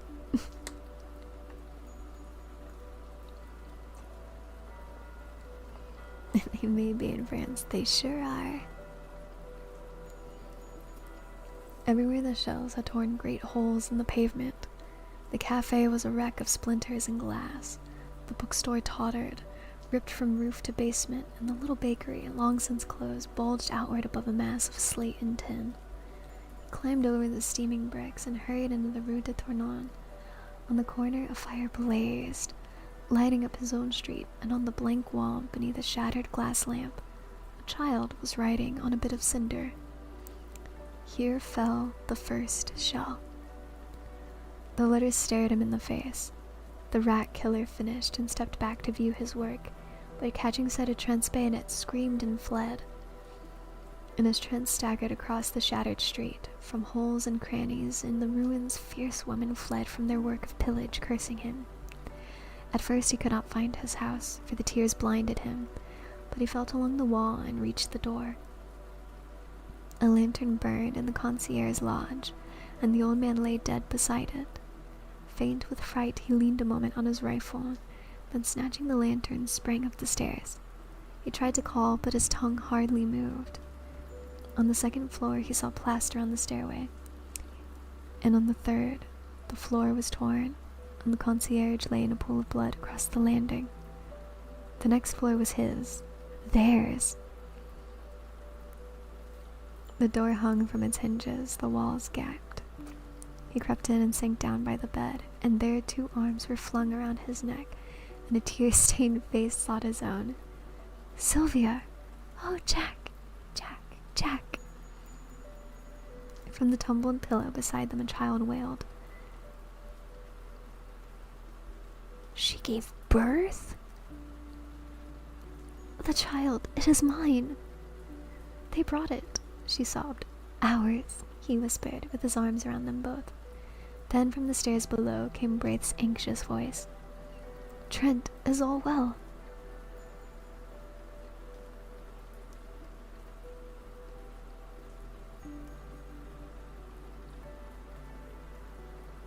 That's it? That's where it ends? What? Wait, what does this have to do with the King in Yellow? Wait, nothing weird happened here. Where's the anomaly? Where's my eldritch horror that I paid for? What? Huh? How did this happen?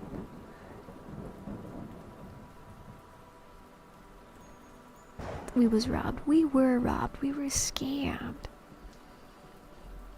Alright, hang on, let me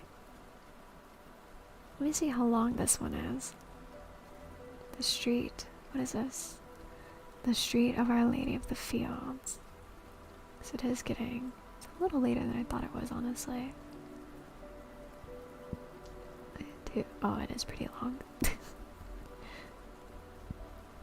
I feel like these last 3 chapters are really long. I will be alerting the proper authorities of this scam, and honestly, Jabanki, I wouldn't blame you. I was so excited. I was like, how is the Eldritch Horror gonna come into this? How are they gonna, like, weave it in? Like, is she gonna be dead? And then he's gonna be like, no, my wife. And then he's gonna have to, like, you got your first bottle of water of the week. Ooh. And how does it taste? How does it taste? Ugh. I don't even know what to say. I don't even know what to say. Ugh.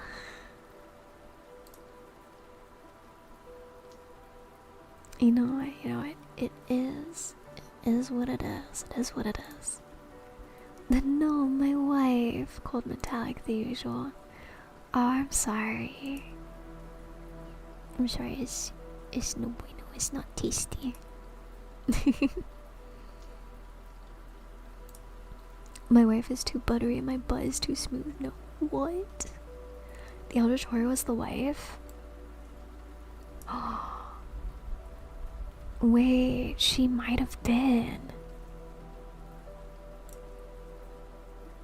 Cause again, I don't think anything particularly strange happened except like she had a baby. But even then, I wouldn't really call that strange, you know? I would think that that's pretty normal, actually.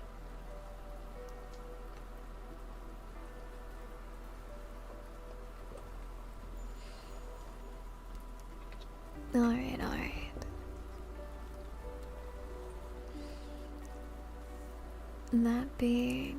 That being said, it is getting a little late for me, and I do know that I have a couple meetings in the morning that I have to be like a human for. I have to be present. Mentally and physically. So I am going to go ahead and raid you guys out for right now. See you later. Thank you so much for hanging out. I'm sorry you came in close to the end there. We will be continuing this. Honestly, probably next week. I really want to finish this. Trisamino, thank you. Alright, question. I'm going to give you guys 2 options. You want to go see the mimic that came by earlier? Or do you want to go see one of my Oshis? Meow so poka poka for now so poka poka. She's leaving us already. I know. It is 2 a.m. for me though. I'm sorry. Where do you guys want to go? They're both doing ASMR, so don't worry. If not, I can pick. If you guys don't want to pick. Oh, she is your pick? Okay, okay.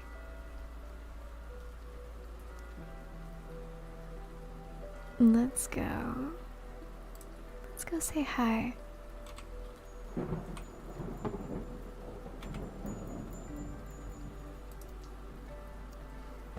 Yeah, let's go say hi.